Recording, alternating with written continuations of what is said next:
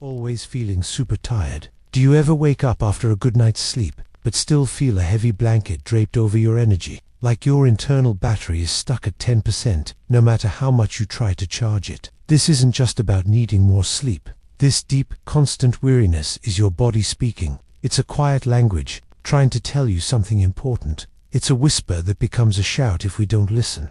For a long time, people have understood this connection. Ancient healers and thinkers spoke of vital energy, a life force. If that energy felt low, they didn't ignore it. They saw it as a sign the balance was off, like a small plant wilting, even in sunlight. They knew this lasting tiredness wasn't normal. It was a call for attention, a gentle nudge to look closer at what bodies truly needed. Think about your phone. You plug it in all night. It should be at 100% in the morning, right? But what if, day after day, it only gets to 20% or 30%? You'd know something was wrong. Maybe the charger is broken, or the battery itself is worn out. Your body is like that. If you're plugging in with sleep, food, and rest, but still drained, it's a sign. Your charger might need checking, or your battery needs deeper care. It's easy to push through, telling ourselves we're just busy or stressed. But here's the thing, our bodies are amazing. They have their own wisdom. When that deep, constant weariness settles in,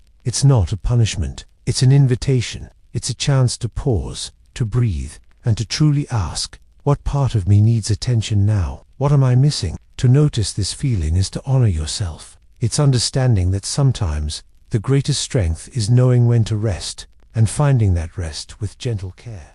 That stubborn headache that won't go away. Have you ever felt that dull throb, or a sharp, drilling ache, settle behind your eyes and just refuse to leave? It's more than just annoying, isn't it? It feels like a constant presence, a steady beat inside your head that demands attention. Sometimes, a headache feels like a protest from deep within you, a quiet but firm warning that something isn't quite right. What if that persistent pain isn't just bad luck, but a very important message, a secret your body is desperately trying to tell you? For a very long time, people have looked at sickness not just as random bad luck, but as a kind of language. Thinkers from ancient times, long before modern hospitals, believed the body held its own deep wisdom. They thought that when something hurt, especially stubbornly, it was the body asking for attention. It pointed to something that might be off balance in our lives. They saw pain not just as an enemy, but as a kind of guide. This idea suggests our bodies are always trying to talk to us, sending out little signals. Imagine your body is like a loyal friend. This friend sees you rushing, maybe not getting enough sleep, or stressing too much about a big test. At first, your friend tries to tell you quietly, maybe it's just a little tiredness, or a slight tension. But if you keep going, if you don't listen to those soft nudges, your friend has to get louder. That stubborn headache is like your friend finally tapping you hard on the shoulder, or even gently shouting, "Hey, please, look at me. Something here needs your notice." It's a loud, clear call for you to pause. It's not trying to punish you. It's trying its very best to protect you. When a headache lingers day after day, it's asking you to listen closer. It's wondering what in your life needs a moment of quiet, a gentle shift, a chance to breathe. Maybe it's about taking a few deep breaths, or stepping away from a screen, or finding a quiet corner for a moment of calm. This persistent throb isn't a bad thing. It's a quiet plea for you to slow down and pay honest attention to your own well-being. It is a powerful reminder that we are all connected to our bodies. Sometimes, the kindest and smartest thing we can do is simply stop and truly hear what they are trying so hard to say. The body always speaks, even when we sometimes forget to listen. Your skin breaking out like crazy. Have you ever looked in the mirror and wondered why your skin suddenly decided to rebel? Like one day it's fine, and the next, it's a landscape of tiny red warnings. It's easy to think it's just about dirt or what you ate. But here's the thing, your skin is actually your body's largest organ. And sometimes, when it's breaking out like crazy, it's not just a surface problem. It's trying to tell you something deeper, something inside that needs attention. For a long, long time, people in different cultures have believed that our outside reflects our inside. Ancient healers, for example, often looked at a person's skin to understand what was happening deep within their body, or even their spirit. They didn't just see a rash, they saw a message. It's like our body has its own secret language, and sometimes, acne is one of the loud words it uses. Think of it like your phone when it's trying to run too many apps at once. It might get hot, slow down, or even crash. Your phone isn't broken. It's just overwhelmed and showing you it needs a break, or for you to close some apps. In a way, your skin can act like that. When you're super stressed about a test, or not getting enough sleep, or maybe even worrying a lot, your body feels that overload, and then your skin might start to show those signs of stress, too. It's like it's saying, hey, something's not right in here.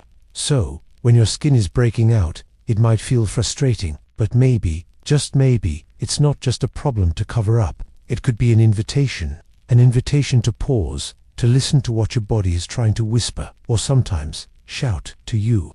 It's a reminder to be kind to yourself, to check in on how you're truly feeling, and to remember that your body is always on your side, trying its best to keep you healthy, even when it's showing you the tough stuff. Why your stomach hurts all the time. Have you ever wondered why your stomach sometimes feels like a knotted ball, even when you haven't eaten anything weird? It's a strange feeling, isn't it? That deep ache or flutter isn't always about the food you ate. Sometimes, your stomach is trying to tell you something else entirely. It's like a quiet messenger, carrying signals from your mind and your heart. For a long time, people have known about this connection. Think about it. We say we have gut feelings about things. Ancient thinkers, even thousands of years ago, believed our belly was a place where our feelings lived. They saw it as a kind of second brain, buzzing with emotions and worries. It wasn't just about digestion. It was about inner wisdom. Here's what I mean. Imagine you have a big presentation coming up in class. Maybe you feel a bit nervous, or worried you'll forget your lines. Before you even stand up, you might feel a strange swirl in your tummy. Those butterflies aren't actually butterflies. They are your body's way of reacting to your feelings. Your brain sends signals, and your stomach listens, tightening up or feeling uneasy. It's like a warning light flashing, saying, hey, something important is happening up here. And that's why it matters. This constant ache or flutter, when it's not about food, can be a whisper from your body. It's asking you to pause, to listen. It's telling you that perhaps you're stressed, or sad, or worried about something big. It's not just a pain to ignore. It's a language to learn. So, the next time your stomach tightens up for no clear reason, don't just brush it off. Take a moment. Ask yourself, what am I feeling right now? What is my body trying to say to me? Learning to understand these quiet messages is a way of being truly kind to yourself and truly present in your own life. It's about honoring the secret wisdom held deep inside you. Waking up still exhausted. Have you ever woken up thinking you slept for hours, only to feel just as tired as when you went to bed, or maybe even more tired? It's a strange, heavy feeling, like your body tried to recharge all night, but the plug wasn't quite in, or the battery just refused to fill up. This isn't just about needing an extra snooze. This is a deeper kind of exhaustion, a warning light flickering inside you, trying to get your attention. For thousands of years, people mostly lived by the sun. They worked when it was bright and rested when it was dark. Their bodies followed a natural rhythm, a clock set by nature. Sleep then was a real reset button, a time for deep renewal. The old idea was simple. Night brought true quiet, true darkness, and true repair for the body and mind. But here's the thing, with our busy lives and constant screens, our bodies sometimes get confused. We might sleep, but not truly rest in the way our ancestors did, leaving us feeling empty. Think about your phone. You plug it in all night, expecting a full battery in the morning. But what if you woke up and it was still at 20%? You'd know something was wrong with the charger, or maybe the battery itself. Your body is a lot like that phone. You go to bed to recharge, hoping for full energy. But if you wake up still drained, it means the charge isn't happening right. The energy isn't flowing, or it's being used up too fast without you knowing why. So, if your mornings often feel like this, it's not just a few bad nights' sleep. It's your body trying to tell you something important. It's a clear signal to pause and ask what's really going on inside. Because true rest isn't just about closing your eyes. It's about your whole self getting the deep reset it truly needs. And that's why it matters so much to listen to what your body is trying to warn you.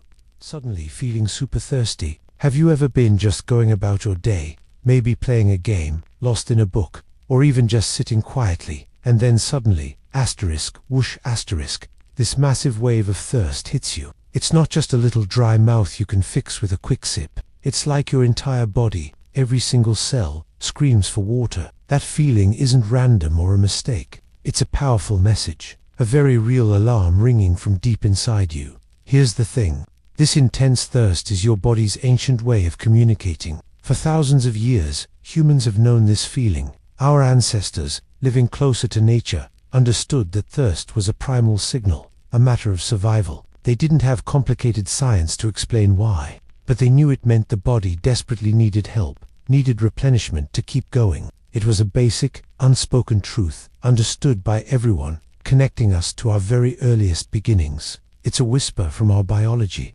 passed down through time. Think of it like this. Imagine your body is like a beautiful, thriving garden. If you forget to water a plant in that garden for too long, its leaves will start to droop, maybe even curl up, or turn a pale, sad yellow. It's sending you a clear signal. Hey, I need water to live and flourish. Your sudden, super strong thirst is just like that plant's wilting leaves, but far more urgent. It's your cells shrinking, working incredibly hard, and telling your brain they're running on empty. Like a car's fuel light suddenly flashing on bright. This isn't just about feeling a little parched. It's about your body, this amazing, intricate machine, trying its absolute best to protect you, to keep you healthy and strong. It's a quiet plea, a gentle but firm nudge from your own self, saying, please pay attention to me. I need this care right now. So, when that unexpected, overwhelming thirst comes knocking, don't ignore it. Listen closely to that ancient, wise voice within you. It's asking for exactly what it needs to keep you vibrant, alive, and well. It's a reminder of how deeply connected you are to your own well-being.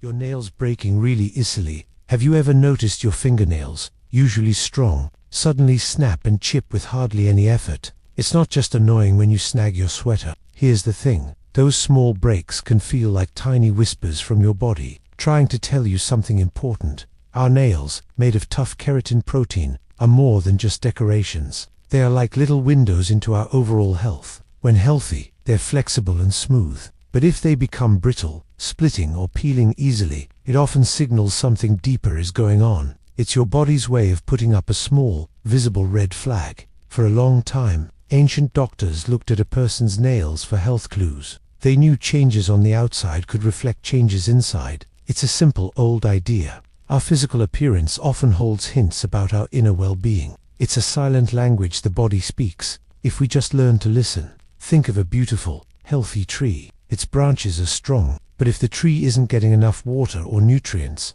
its leaves might wilt, and smaller branches could dry and break easily. Your nails are like those smaller branches. They need the right stuff, proper nutrition, enough hydration to stay strong. If they're breaking, your body might be missing something crucial. Perhaps vitamins, minerals, or just not enough water. So, when you see a nail break, don't just brush it off. Pause. Instead of frustration, try curiosity. What is your body trying to communicate? This isn't about fear. It's about paying attention. It's a chance to be kind to yourself, to ask, what do I need? And then, really listen to the quiet, honest voice of your own body. It always tells the truth. Hair falling out more than usual. Have you ever paused, to notice a little more hair than usual on your brush, or tangled in the shower drain? It's a tiny thing, right? Just a few extra strands. But here's the thing. Our bodies are incredible communicators. They're always talking to us. Sometimes in whispers, sometimes in shouts. And hair falling out more than usual can be one of those quiet whispers. It's not always a big deal, of course. We naturally shed hair every day. But when you start to see a real difference, it's like your body is trying to get your attention. It could be stress, maybe you're not getting enough sleep, or even something as simple as a change in diet. Your body is just trying to tell you something is a little off balance. For a long time, people have understood this connection. Ancient cultures, like the Egyptians and Romans, often saw hair as a symbol of health and vitality. A strong, full head of hair was a sign of a strong, healthy person. They instinctively knew that changes in hair could reflect what was happening deeper inside. It was like an ancient natural warning system, telling them to pay closer attention to their overall well-being. They observed the world, and they observed themselves. Think of it like this. Your body is a bit like a garden. If a plant isn't getting enough water or sunlight, its leaves might start to look a little dull, or even fall off. The plant isn't yelling at you, but it's showing you a clear sign. It's saying, hey, I need something different here. Your hair can be just like those leaves. It's a visible part of your personal garden, hinting at what's going on beneath the surface. So, when you notice those extra strands, it's not a moment for panic. It's a gentle invitation, an invitation to pause, to listen to your own body's quiet wisdom, to ask yourself, am I taking care of myself? Am I feeling stressed? It's a reminder that every part of you, even the smallest hair, is connected to the bigger picture of your well-being. Your body trusts you to listen, to understand its language, and to respond with care. That weird ringing in your ears. Have you ever been in a really quiet room? So quiet, you start to hear a faint sound, maybe a high-pitched hum, or a soft, steady buzz, like a faraway insect. It's a sound that seems to come from nowhere, yet it's right there, inside your head. This isn't a ghost or a secret message from the universe. This is what we call tinnitus, and it's your body trying to tell you something. It's not an actual sound in the world around you. It's your brain creating it, a kind of internal echo. Imagine your ears are like finely tuned instruments. Sometimes, when things get too loud, or maybe even too quiet for too long, they can get a little confused. They send signals to your brain that something is there, even when nothing is. People have noticed this for thousands of years. Ancient Greek thinkers even talked about strange sounds in the ears, wondering if they were divine messages or just part of our own complicated selves. Think of it like this.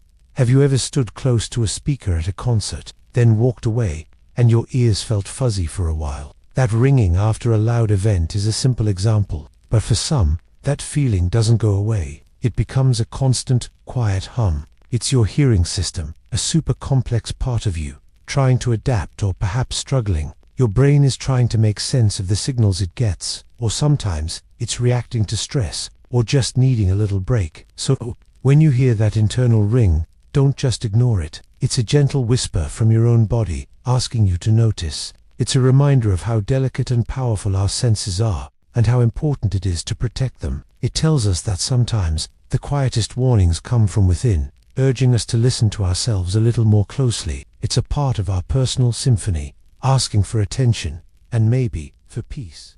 Getting dizzy for no reason. Have you ever felt the world spin, even when you're standing still? That sudden wobble, like the ground isn't quite beneath you. It's a strange feeling, isn't it? One moment you're fine, the next, your head feels light, and the room seems to tilt. And the weirdest part, there's often no clear reason why. No roller coaster, no quick spin, just dizziness. Here's the thing, your body is an incredible machine, always sending messages. Most of the time we understand them. A rumble in your stomach means hunger, a shiver means cold. But what about a sudden dizzy spell? That's your body whispering, or sometimes shouting, a different kind of message. For a long time, humans have tried to understand these unexplained feelings. Ancient thinkers believed our bodies held secrets, warnings from within. They knew that feelings like dizziness weren't just random. They were clues, maybe a sign of being out of balance, not just in the body, but in life itself. Think of it like a very old,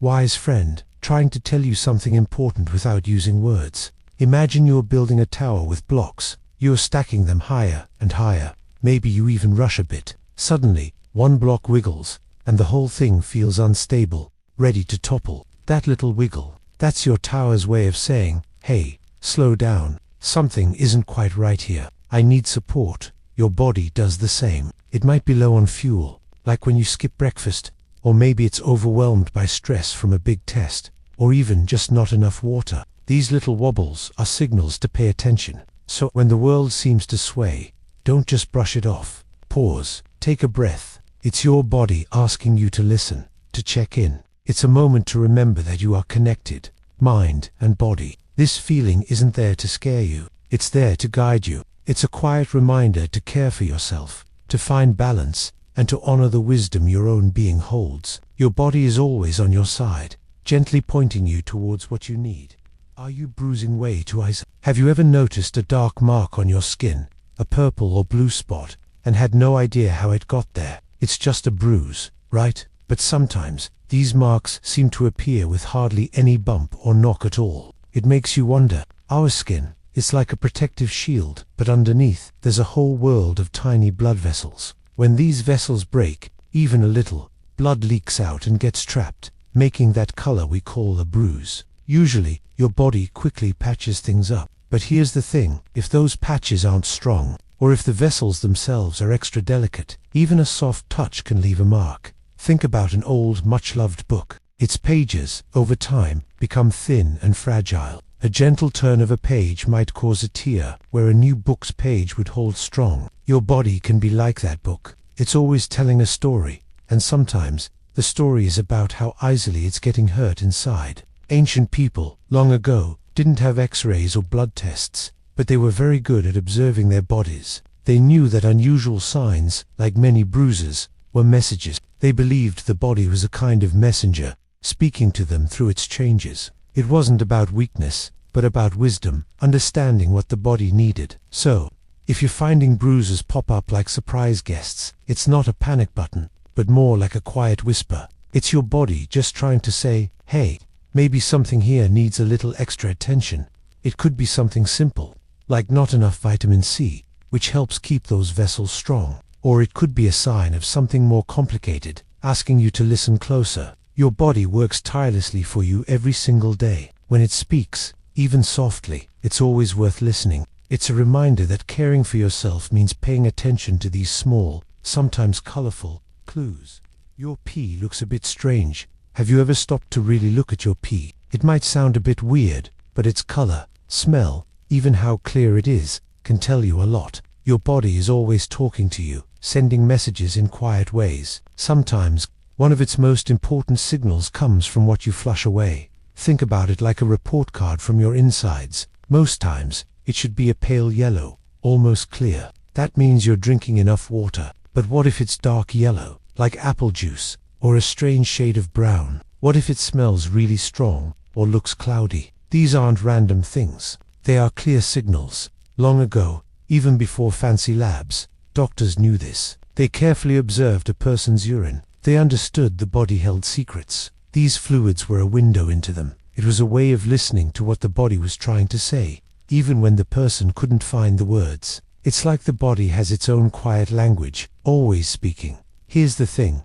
Imagine you have a plant. If its leaves droop, you know it needs water, right? Your body is like that plant, but it uses your pee as its signal. If your pee is dark, it's like your body drooping, telling you, hey, I'm thirsty, I need more water. Or if it's a different, bright color, that might be a louder alarm. It could be saying, something else is going on. Pay attention. This is a quiet whisper, a constant update from the complex machine that is you. It reminds us our body is not just something we live in asterisk, but something we live with asterisk. It's wise, and it tries to protect us with these small, humble warnings. Listening to these whispers, even the strange ones, is a way of honoring the incredible life happening inside you. It's about becoming a better friend to yourself.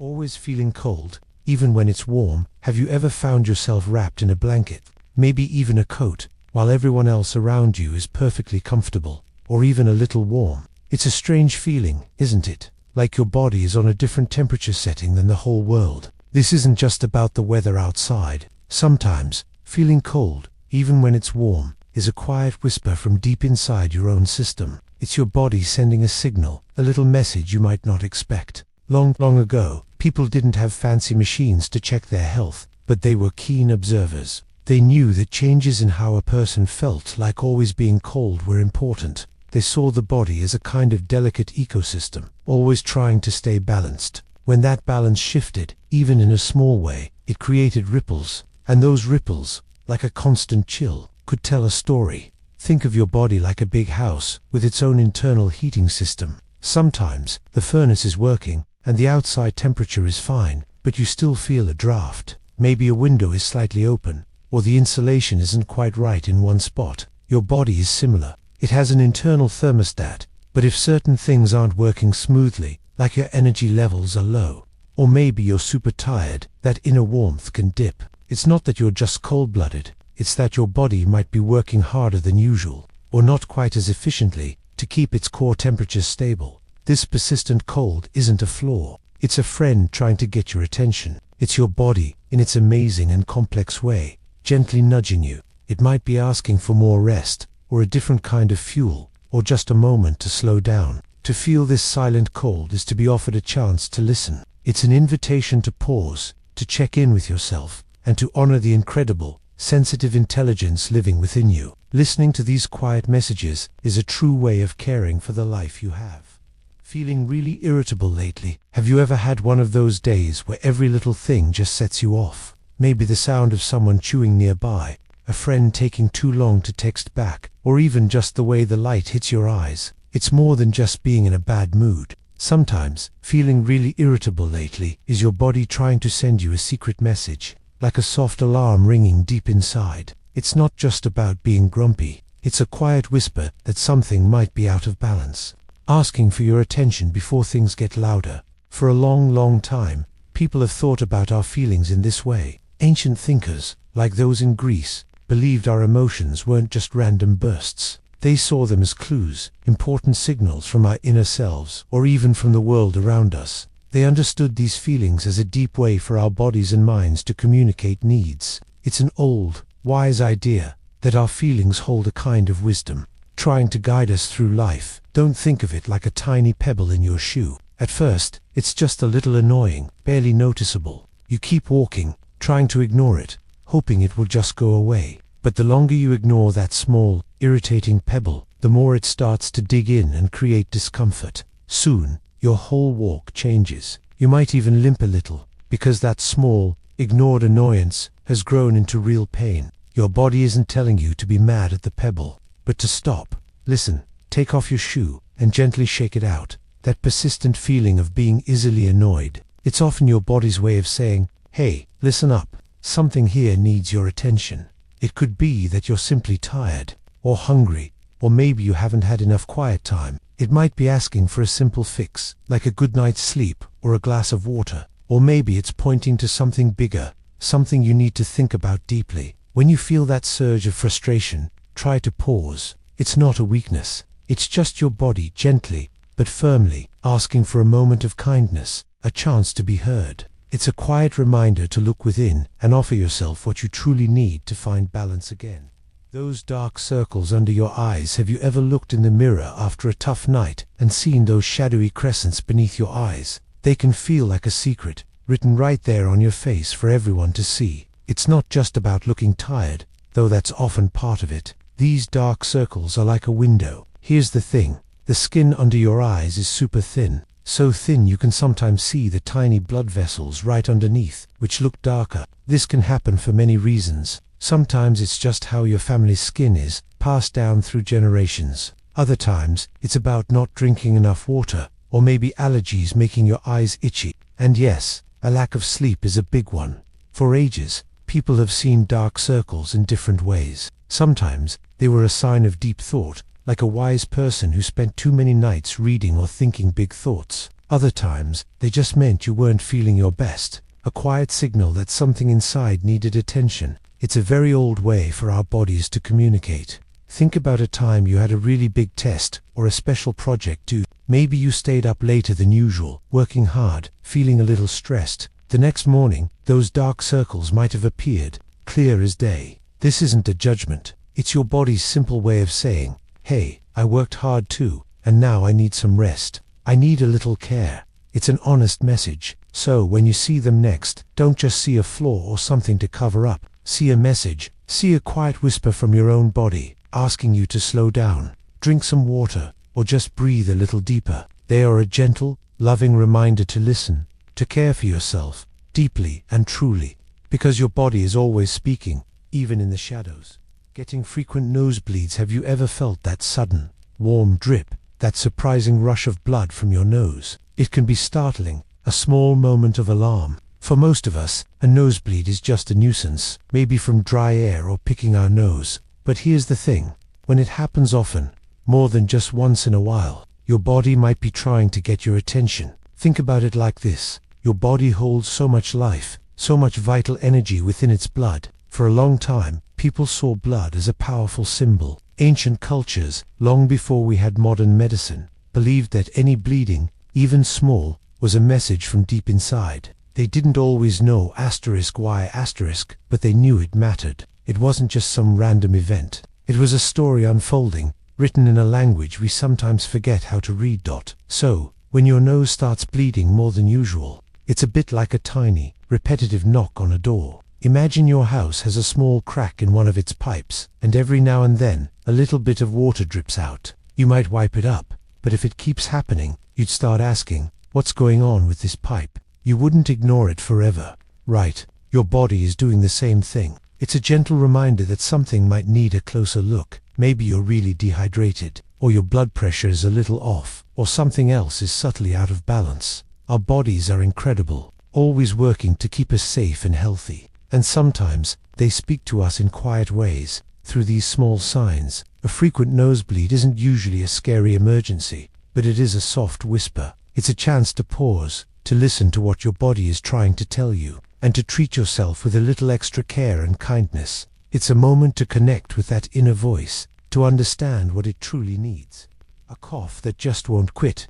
Have you ever had a cough that just lingers? The one that shows up and refuses to leave, day after day. It's more than just a sound, a little tickle in your throat. Think of it like a quiet, steady rhythm your body is playing, hoping you'll pay attention. It's not just a random noise. It's a message, an insistent whisper, trying to break through the everyday noise of life. For centuries, people have understood that our bodies have ways of speaking to us. Long before we had science and doctors, humans would listen to aches and pains, or a cough that wouldn't stop. As signals, they sensed a deeper wisdom in the body, a silent language we are all born with. It's a part of our ancient story, this built-in warning system. Your body isn't trying to annoy you, it's trying to protect you. It's like a loyal friend, tapping you on the shoulder again and again, trying to tell you something important. Here's the thing. Imagine your phone ringing. Maybe you missed the first call, or even the second, but what if it keeps ringing and ringing, non-stop? You'd probably pick it up, right? You'd know it had to be urgent, something important demanding your attention. That endless cough is kind of like that. It's a persistent call from within, saying, hey, listen to me, something here needs your focus. So, when a cough holds on tight, it's not just a symptom, it's a conversation starter. It's your body, in its own quiet way, reaching out. It asks you to pause, to listen, and to consider what deeper need it might be trying to express. It's an invitation to be kind to yourself, and to truly hear the wisdom stored inside your own being.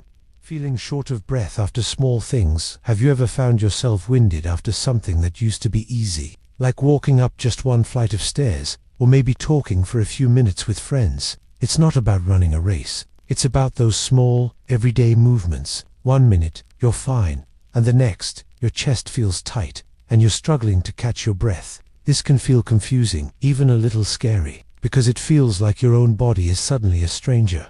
Here's the thing, our breath is life. For thousands of years, people have understood that breathing is not just air moving in and out. It's a deep connection to our energy, our spirit. Ancient thinkers, like those in Greece and India, often saw breath as a vital force, a whisper of the soul itself. When that whisper becomes a gasp after something tiny, it's a big message that your body is working harder than it should. Think of it like a video game character, who usually has full stamina. They can jump, run, and talk without a problem. But imagine suddenly, even a small action, like opening a door, makes their stamina bar drop to 0, leaving them panting. You'd know something was wrong with the game's settings, right? Your body is like that character. If its basic stamina for simple tasks is gone, it's a sign. It means something might be making your heart or lungs work overtime, even when they shouldn't have to. So, when your breath feels like a struggle after doing almost nothing, it's not a small thing. It's your body trying to tell you, in its quiet but urgent way, that it needs your attention.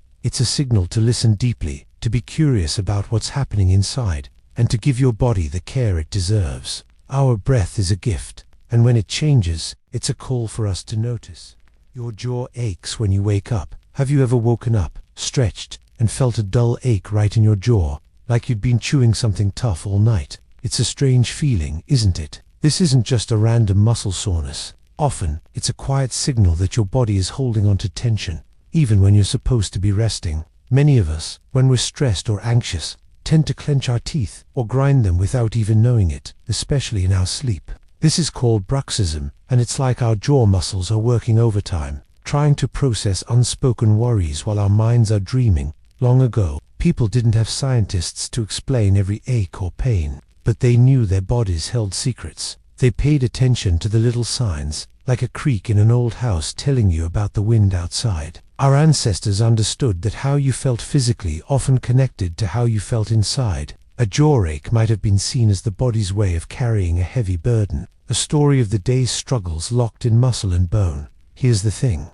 Think about when you're really focused on a video game, or nervous before a big presentation. Sometimes you might notice you're holding your breath, or maybe clenching your fists. Your jaw is kind of like that. It's a powerful muscle, and when it's constantly working, even while you sleep, it's a huge clue. Imagine your phone battery always trying to power an app, even when you think it's off. It'll get tired fast, right? Your jaw works the same way. It's trying to tell you something needs a break. So when your jaw tells you it's hurting in the morning, it's not just a physical ache. It's a soft whisper from your body, a gentle reminder that maybe you're carrying more tension than you realize. It's asking you to pause, to listen to what's truly going on inside. It's a quiet invitation to explore the unseen worries, to find a way to let go, even just a little, before the sun comes up again. Your body is always speaking. Sometimes we just need to learn its language.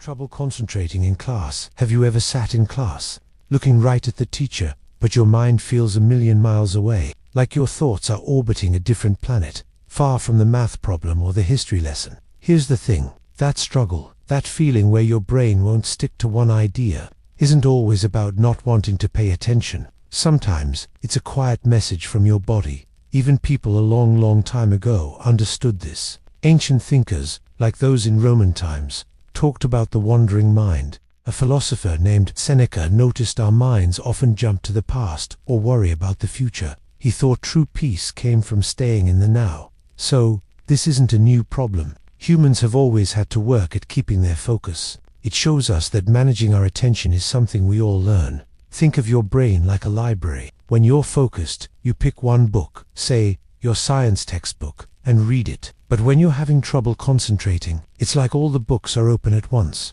and people are whispering from every aisle. Your brain tries to listen to all of them, but it can't really hear any one clearly. It gets overwhelmed, and so your focus drifts, and that's why it matters. This drifting feeling, this difficulty staying put, isn't a sign you're not smart enough. It can be your body gently tapping you, whispering that something else needs your attention. Maybe you're really tired. Perhaps something is worrying you outside of school. Or maybe you just need a moment to breathe and clear your mind. Listening to these whispers, understanding what they might mean, is an act of self-care. It's your body asking for a little kindness, a little quiet, so you can find your focus again. It's a signal, not a failure.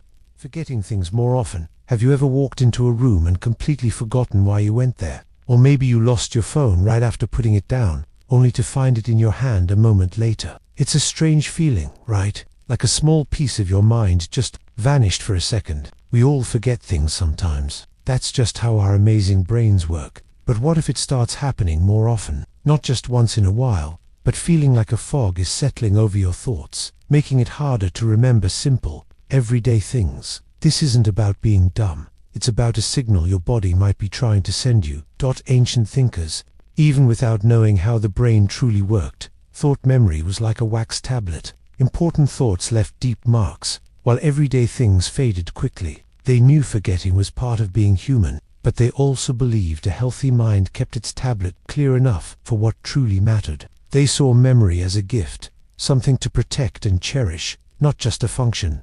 Think of your brain like a giant library. Most days, you can find any book you need, right where it belongs. But sometimes, when the library is super busy, or maybe a bit messy, it's harder to find things. The books are still there, but your internal librarian is having trouble sorting through everything. When you're stressed, or not sleeping well, or even if your body needs certain nutrients, it's like that librarian is tired or overwhelmed. The information is there, but access gets tricky. So, forgetting your locker combination, or a friend's birthday, might not be a failure of your memory, but a sign your librarian is sending out an S.O.S.it, a gentle whisper from your body, asking you to slow down, to notice. It's not a judgment, but an invitation to look closer at your life, at how you're caring for yourself. Maybe it's telling you to rest more, or to ease your mind. It's a sign that your amazing brain, which works so hard for you every single day, might need a little extra care and attention, and that's okay. It's just trying to help you remember what's most important, your own well-being.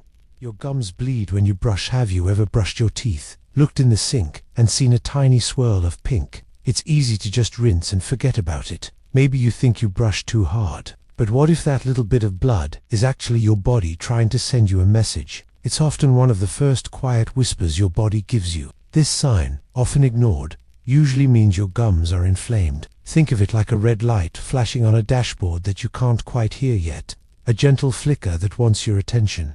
For centuries, people didn't have the science we have now. They might have just accepted bleeding gums as a normal thing, part of life, or a small annoyance. But deep down, our ancestors also understood that things out of place often meant something was wrong. There's an old wisdom that says even small changes hold meaning. It reminds us that our bodies are incredible, complex systems. Every part is connected, and a problem in one area can hint at a bigger story. We are designed to heal, but we need to pay attention to the signals our own bodies send us. Imagine your favorite backpack. If a zipper starts to snag a little, or a seam begins to pull apart, you might just tug it harder. But if you keep tugging, eventually it could tear completely. That small snag was an early warning. It's the same with your gums. That little bit of blood isn't a huge crisis, but it's like that small snag on your backpack. It's a sign that something needs gentle attention before it becomes a bigger problem. Maybe it's just a bit of plaque, or maybe you need to adjust how you brush.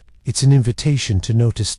So, when you see that pink in the sink, try to pause for a moment. It's not about fear, but about thoughtful listening. Your body isn't trying to scare you, it's trying to talk to you. It's a gentle reminder to care for yourself, to be mindful of the small things before they grow into bigger ones. It teaches us a simple truth. Our well-being comes from paying attention, from treating our physical self with the same kindness and care we'd give a good friend. It's a quiet invitation to connect with your own amazing body, to understand its language, and to respond with compassion.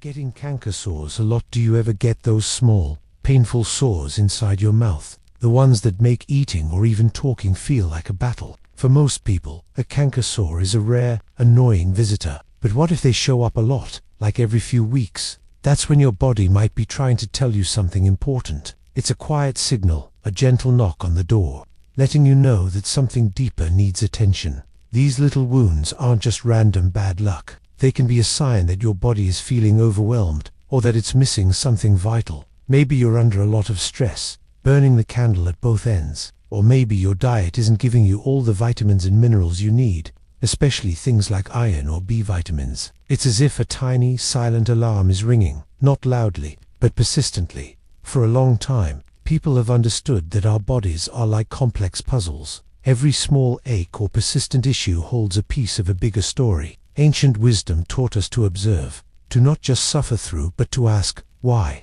These canker sores are no different. They're not just a physical pain. They're a note from your body, handwritten in tiny, painful script, asking for attention. Think of it like this. Your phone battery, when it's low, it doesn't just die without warning, right? It shows you a little icon, maybe even sends a notification. Battery is at 10%. Your body does something similar. Getting canker sores a lot is like your body's battery warning light. It's saying, hey, something needs a little recharge, a little more care. It could be more rest, a change in what you eat, or a way to handle stress better.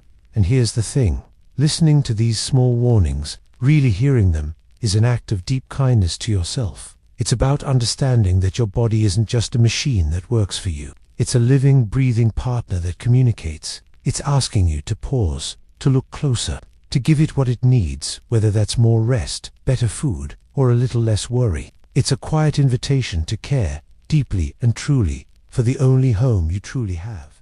That nagging back pain, have you ever felt that dull ache right in your back? Maybe it's in your lower back or shoulder blades. It's not always sharp or sudden. Sometimes it's just a whisper, a nagging feeling that won't go away. We often ignore it, telling ourselves it's nothing, from sitting too long or carrying a heavy backpack. But here's the thing. That persistent back pain is rarely nothing. It's one of the clearest ways our body tries to get our attention.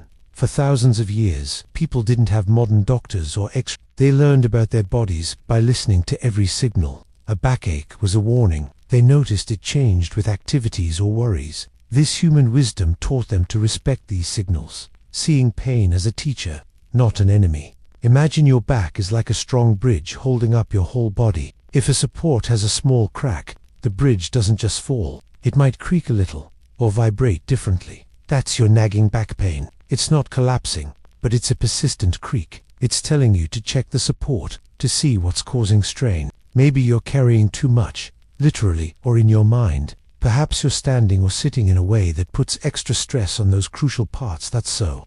When your back starts to ache, instead, pause. What is this pain saying? Is it asking you to stand up and stretch? To take a break from your screen? Is it hinting you're stressed, with tension showing up in your muscles? Our bodies communicate. Back pain is often a quiet plea to slow down, adjust, and offer ourselves more care. Listening to it isn't weakness. It's a powerful act of self-kindness, a way of honoring the intricate system that carries you through life. Your joints feel stiff and sore. Have you ever woken up in the morning and your body just feels heavy, like your knees ache a little, or your fingers feel stiff, unwilling to bend easily? It's not just a passing soreness. Here's the thing. Sometimes that stiffness is your body quietly, but firmly, trying to get your attention. It's like a whisper that grows into a dull ache, a sign that something might be out of balance deep inside you. Our joints are incredible. They let us run, jump, write, and hug. They're like tiny, perfect hinges, designed to move smoothly and effortlessly. But when they feel stiff and sore, it's often because of something called inflammation. Think of inflammation as your body's alarm system. Usually, it's good. It helps heal an injury or fight off germs. But sometimes, the alarm keeps ringing even when there's no immediate danger, causing pain and stiffness without a clear, easy-to-spot reason. For thousands of years, people have watched their bodies for clues. Ancient doctors, even without all our modern science, understood that persistent pain was a message. They believed the body and mind were deeply connected, and what affected one affected the other. It's a very old idea, this notion that our physical feelings are tied to our overall well-being. They saw pain not as just bad luck, but as part of a bigger story our own life was telling. Imagine a bicycle chain. If it's well-oiled, it moves smoothly, making your ride easy and joyful. But if it gets rusty or tight, the whole ride becomes a struggle, full of creaks and resistance. Your joints are a bit like that chain. If they're stiff, it makes every small movement harder, taking away some of the joy and freedom of just being asterisk. This isn't about fear, but about curiosity and respect. It's a call to kindness, a reminder to listen to the oldest, wisest part of yourself. Because our bodies tell us so much if we just learn how to hear their soft, persistent messages. Eating more but not gaining weight. Have you ever found yourself eating big meals, maybe even second helpings, and still feel like you haven't gained an ounce? It's a strange feeling, isn't it? Like your body has a secret superpower, always burning through everything you give it. But sometimes, this isn't just about a fast metabolism. It can be a quiet sign your body is trying to tell you something important, something deeper. Our bodies are incredibly complex. They take the food we eat and turn it into energy, building blocks for growth and warmth. When you eat a lot but don't gain weight, it might mean your body is working extra hard. Maybe it's using that energy incredibly fast, or maybe it's struggling to properly absorb all the good nutrients from your food. It's not always a problem, but it's a signal worth noticing. Long ago, thinkers like the ancient Greeks observed that people had different body types, different constitutions. Some seemed to burn through food like a small, hot flame, while others were like a slow, steady ember. They understood that each person's inner workings were unique. It's like how a busy city needs constant energy, more than a quiet village, just to keep everything running. Imagine your body is like a highly organized library. You're bringing in stacks and stacks of new books, food. Normally, these books would be catalogued, put on shelves, and saved for later. But if the library is constantly running a massive book fair, or if some of the shelves are already full and others are magically letting books disappear, you'll keep bringing in more, but the library won't seem to grow its collection. The books are being used, but not necessarily stored as expected. This feeling of constantly fueling an engine that never seems to fill its tank is a gentle nudge. It's your body asking you to listen, to understand its particular rhythm. It's not about wishing for a different body, but about tuning in to the one you have, and making sure that every part of it is truly thriving, even the parts that whisper quietly. Gaining weight without changing much. Have you ever noticed your clothes feeling a little tighter, or the scale creeping up, even though your eating habits haven't really changed. You're still eating the same snacks, doing the same activities. It can feel confusing, maybe even unfair. But here's the thing. Sometimes, when your body starts to gain weight without an obvious reason, it's actually whispering a secret message. It's not about blame, it's about listening. For thousands of years, people believed our bodies held much wisdom. Think about ancient healers or simple farmers. They watched how nature worked, how a plant wilts when it needs water. They knew changes aren't random. Your body is just like that. It's always trying to keep things in balance. Like a careful gardener, when something shifts, it's often a signal that something deeper needs attention. Imagine your body like a complex machine, a smartphone. When your phone's battery suddenly starts dying much faster, even if you're not using it more, you know something is off. Maybe an app is running in the background, or the battery is getting old. Your phone is basically telling you, hey, I need you to check something. Your body does the same. This weight gain isn't just fat. It can be a sign of stress, not enough sleep, or even a tiny imbalance in your hormones. It's like a quiet alarm bell. So, when your body sends these signals, try not to feel frustrated. Instead, see it as an invitation. It's asking you to pause, be curious, and check in with yourself. It's a chance to listen to its gentle request for help, reminding you that true well-being comes from understanding and caring for the amazing machine that is you. It's about being a friend to your own body. Feeling bloated after every meal. Have you ever finished a meal, feeling not satisfied, but tight, like a balloon slowly inflating inside you, making your stomach feel heavy and stretched? It's a common feeling, this bloating. But what if it's more than just a little discomfort? What if it's your body trying to tell you something important, a quiet whisper that we often try to ignore? Imagine your body as a magnificent, ancient library. Every feeling, every sensation is a book on a shelf, holding a story. When you feel bloated after eating, it's like a book has fallen from a high shelf with a soft thud. It's not an emergency siren, but it's a signal. For thousands of years, long before modern medicine, people learned to read these subtle signs. They knew that true health wasn't just about feeling good, but about understanding what your body needed.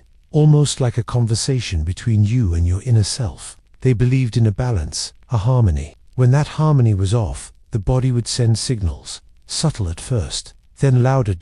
Think about a phone that's running low on battery. It doesn't just suddenly die, does it? First, a little icon appears, then maybe a gentle vibration, then a notification telling you to charge it soon. If you ignore it, the phone eventually shuts down. Bloating is a bit like that first little battery icon. It's not yelling at you, but it's a friendly heads up, a suggestion that perhaps something in your last charge or meal wasn't quite right for you in that moment. Maybe it was too much, or a certain ingredient didn't agree, or perhaps you ate too quickly. So, when that feeling settles in, don't just push it away. Pause, listen to that soft thud from your body's library. It's a chance to tune in, to show kindness to yourself, and to learn what truly nourishes your unique being. It's an invitation to understand your body better, not as a machine that just works, but as a living, breathing friend, sending you a gentle, thoughtful message.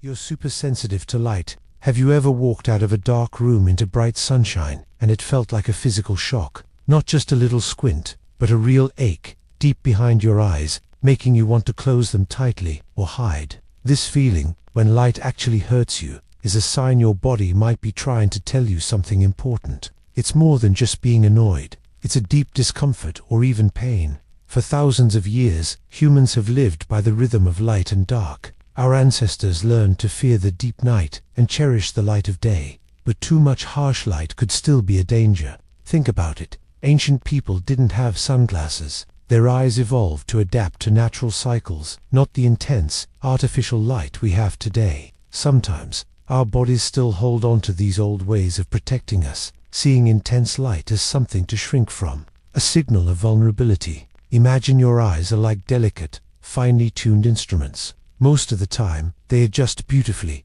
like a camera lens focusing. But for some, that lens feels stuck open, letting in too much, too fast. It's like trying to listen to soft music when someone suddenly blasts loud noise right next to you. Your brain gets overloaded, and the light, which should be helpful, becomes overwhelming. Maybe you get headaches more often, or screens make you tired way too fast. It's not just in your head, your body is reacting too. When the world feels too bright, too sharp. Don't just push through it. Your body is whispering, slow down, protect me. It's asking for a moment of gentleness, a pause. This sensitivity isn't a weakness. It's a profound connection to how your inner self is truly feeling. It reminds us to listen closely to these quiet signals, to honor the soft boundaries our body tries to set. Sometimes, the most important warnings come not with a shout, but with a gentle, persistent plea for care. Your vision seems a bit blurry. Have you ever just blinked, and the world stayed a little fuzzy? Not just tired eyes that clear with another blink, but a real stubborn blur that makes everything feel a bit off-kilter, almost dreamlike. It's easy to dismiss it, to rub your eyes and think, I just need more sleep, or maybe I stared at my screen too long. But sometimes, that blurry vision is a quiet signal, a soft tap on your shoulder from your body. It's like your internal camera lens, which is usually so sharp, is suddenly struggling to focus. Your eyes are incredible tools, but they're also connected to everything else inside you. A change in how clearly you see can be one of the first gentle warnings that something deeper needs your attention. A quiet message often overlooked. For centuries, people have connected sight to understanding and truth. Ancient philosophers believed clear vision wasn't just about seeing the world, but truly grasping it, finding wisdom. They saw sight as a symbol of knowledge, a way to perceive reality without distortion. When your vision falters, it can feel like that clear understanding is dimming, not just for the world outside, but for your own inner landscape, making things feel less certain. Think about your phone screen. If it suddenly goes blurry, you don't ignore it. You check if the settings changed, if there's a problem with the display, or if you accidentally smudged it. You instinctively know something isn't quite right, and you pause to fix it. Our eyes are much the same, but infinitely more complex and vital. That slight blur could be many things. Needing a new prescription, yes, but also sometimes a quiet hint about stress, blood sugar changes, or even just needing to rest your eyes from too much screen time. It's a moment asking you to pay attention. It's a reminder that our bodies are constantly communicating with us, often in whispers before they shout. When your vision clouds, it's not just an inconvenience or a simple problem with your eyes. It's an invitation to pause, to listen to what your body is trying to tell you, to really see yourself, and give yourself the care you truly need. It's about more than just correcting your sight. It's about acknowledging your whole, complex self, and honoring its quiet pleas for attention. Feeling tingly or numb? Have you ever woken up with an arm or leg completely asleep, or felt a strange buzz, like tiny electric currents dancing under your skin? These feelings, whether tingling or numbness, are your body trying to tell you something. It's often a signal from your nerves. Nerves are like tiny electrical wires, carrying messages between your brain and every part of you. When they get pinched, squished, or don't get enough blood, those messages get messed up. For a long time, people didn't quite understand why this happened. Thinkers from ancient Greece, for instance, thought certain body fluids, called humors, were out of balance. They saw these odd sensations as a sign something was off. They didn't have the science to explain nerves. It was a mystery, like a hidden language the body spoke. This idea that our body whispers to us, even if we don't always understand, has been around for ages. It's a quiet message from deep inside. Think of it like a garden hose. If you bend it sharply, the water can't flow right, or only a trickle gets out. Your nerves are a bit like that hose. If something presses on them, say, sleeping on your arm funny, the messages from your brain struggle to get through. The tingling feels like the water trying to push past the kink. Numbness is when the flow stops. When you unbend the hose, water rushes back. When you move your limb, the feeling comes back, sometimes with that pins and needles buzz. This might seem like a simple, everyday thing, but it's a powerful reminder. Our bodies are always sending signals, often quiet ones. They're not just machines, they're complex living stories. Listening to these whispers, even the tiny tingles, teaches us to truly pay attention to our own amazing, fragile selves. It's about noticing the quiet talks our body has with us, always trying to protect us, always seeking balance.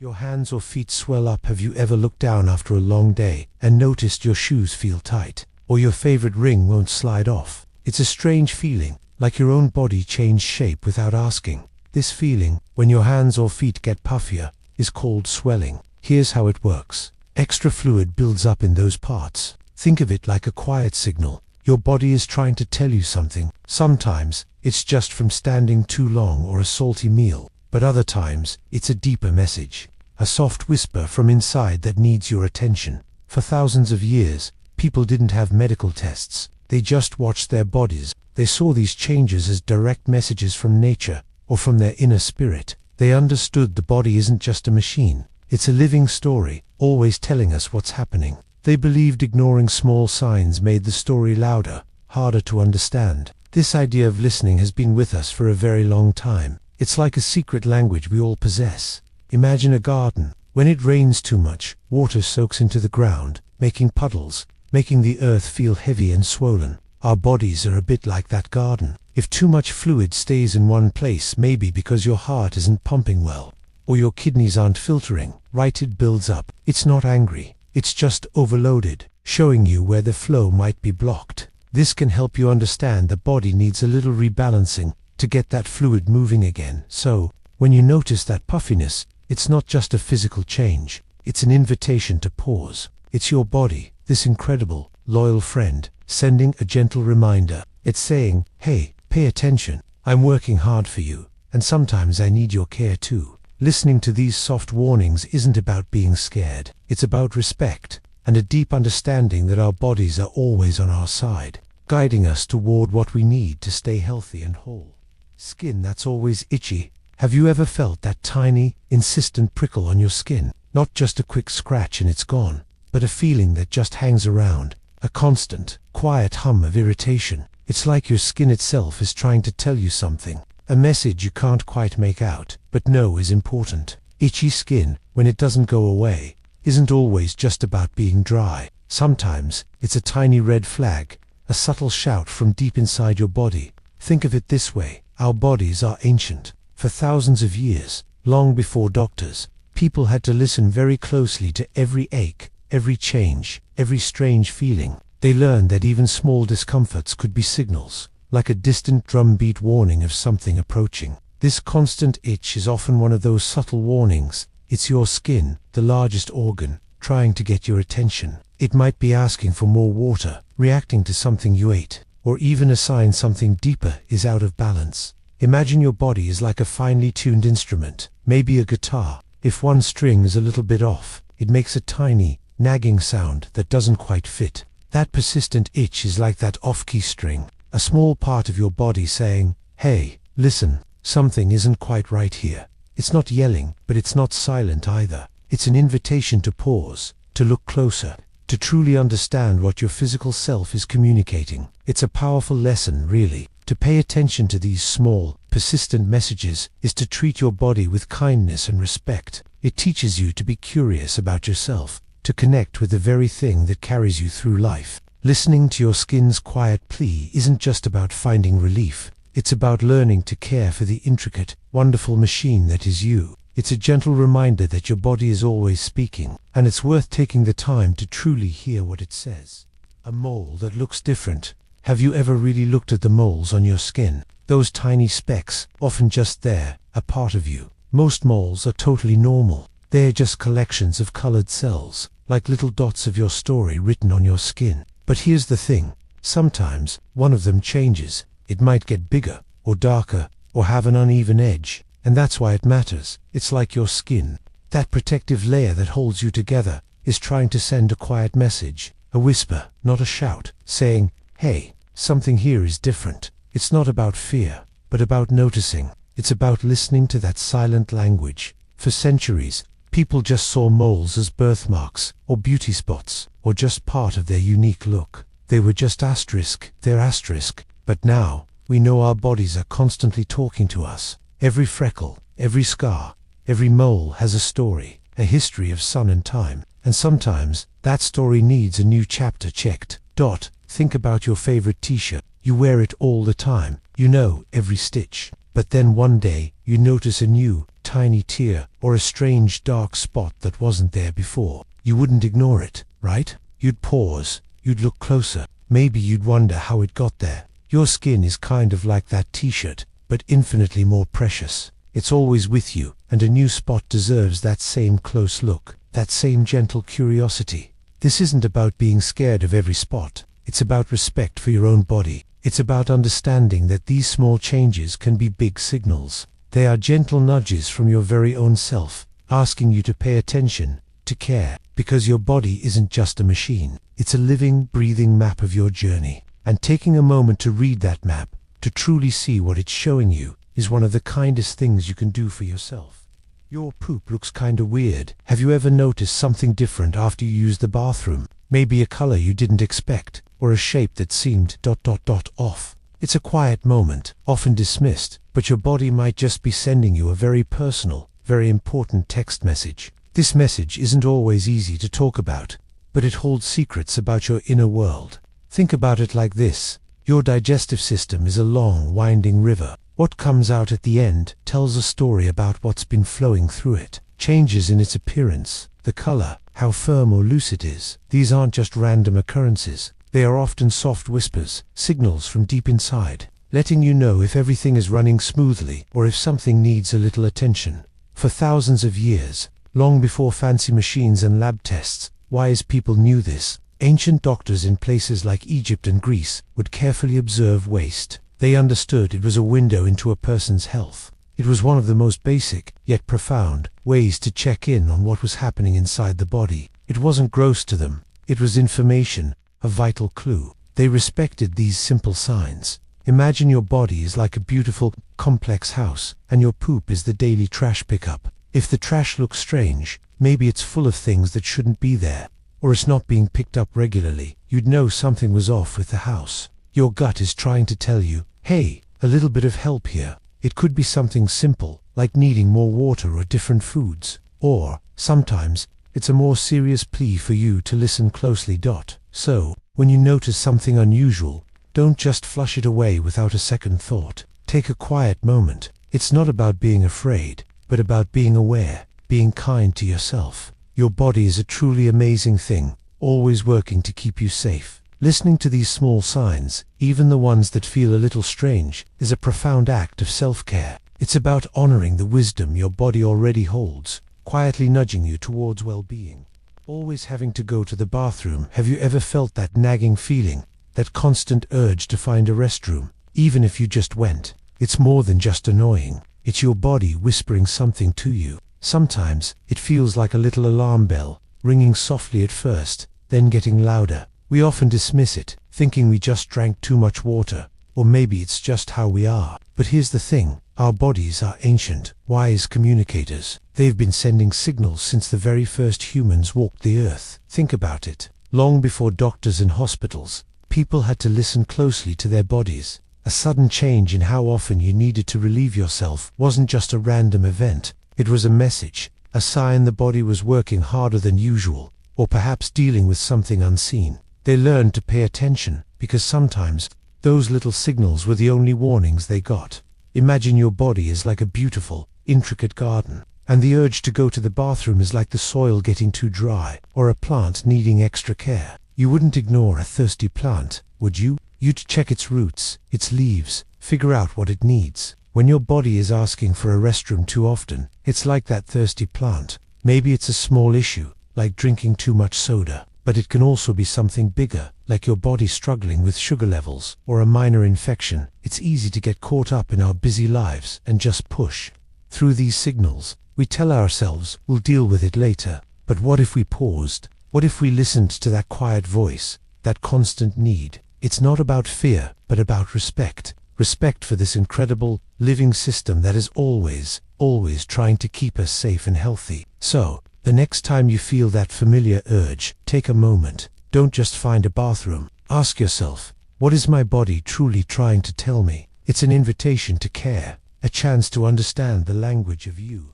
Getting heartburn a lot. Do you ever feel that burning feeling, a real heat in the middle of your chest, after eating? It's not your heart, even though it feels like it's in that area. This feeling, heartburn, is actually your body trying to send a message. It happens when the strong acid from your stomach, which is meant to break down food, splashes up into the tube that connects your mouth to your stomach. That tube isn't designed for acid, and so it burns. For centuries, maybe even thousands of years, humans have felt this discomfort. Long ago, without modern science, people might have just known it as a bad sign after eating certain foods. Perhaps they saw it as the body's way of saying, this isn't good for us right now. It's a very old, very basic warning system. Your body isn't trying to be mean. It's trying to protect itself, letting you know something is out of balance. Think of it like this. Imagine your favorite video game. When you're playing, a little warning pops up if your character is low on health or carrying too much stuff. It's a small signal,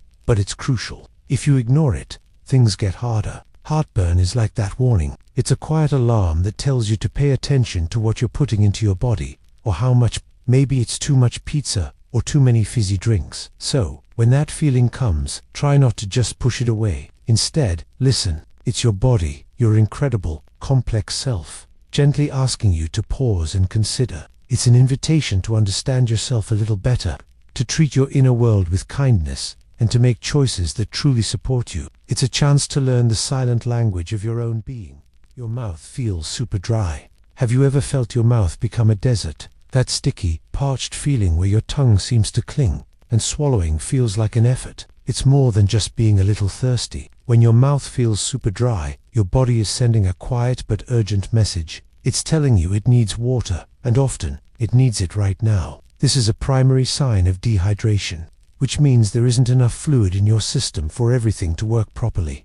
Think about how ancient people must have felt this. For thousands of years, humans knew water was life. They built cities near rivers. They searched vast lands for springs. This deep, instinctual need for water isn't new. It's written into our very being, a primal whisper from our ancestors who understood its power. It's a message that has echoed through time, reminding us of our fundamental connection to this simple, vital liquid dot. It's a bit like a tiny flower in your garden. When it starts to droop, its petals wilting, you know it needs water immediately, right? Your body is just like that flower, but instead of drooping petals, it gives you a dry mouth. It's a clear signal, like a gentle alarm bell ringing inside you, telling you to pay attention to its needs before bigger problems start. So, when your mouth feels dry, it's not just an annoyance. It's your body, your incredible, complex self, trying to communicate. It's a gentle plea, a silent request for the basic element that keeps every part of you alive and thriving.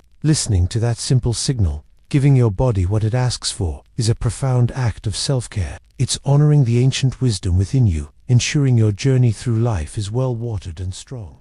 Feeling super anxious all the time, have you ever felt like a buzzing hum is always in the background of your mind? A quiet worry that never quite goes away. It's more than just feeling nervous before a big test or a school presentation. This feeling is like an alarm system inside you that keeps going off, even when there's no fire. Your body is trying to warn you something is up. Think about it this way. Our ancient ancestors felt fear when a tiger was near. That fear helped them run away and stay safe. It was a useful alarm. But here's the thing. Today, we don't usually have tigers chasing us. Yet, sometimes our bodies act like we do, making our hearts pound and our minds race for no obvious reason. Even thousands of years ago, wise people wondered why our inner world could feel so restless. They saw how thoughts and feelings could swirl and make us feel uneasy, just like we experience now. Imagine your phone, always getting notifications. Some are important, like a text from a friend. But what if it kept buzzing with phantom alerts, all day, every day? You'd feel exhausted and maybe a little confused, right? That's a bit like living with constant anxiety. It's your brain sending out signals that say, danger, be alert. Even when you're just trying to relax or do homework, your muscles might tense, your stomach might feel fluttery, and sleep might be hard to find. So here's what I found. This persistent feeling isn't a flaw, but a message. It's your body telling you it needs a moment to breathe, to understand, to be heard. It's a reminder that your inner peace is important, and that sometimes, paying attention to that quiet hum is the first step towards finding a calm silence again. And that's why it matters. Noticing these signals is how we start to care for ourselves deeply.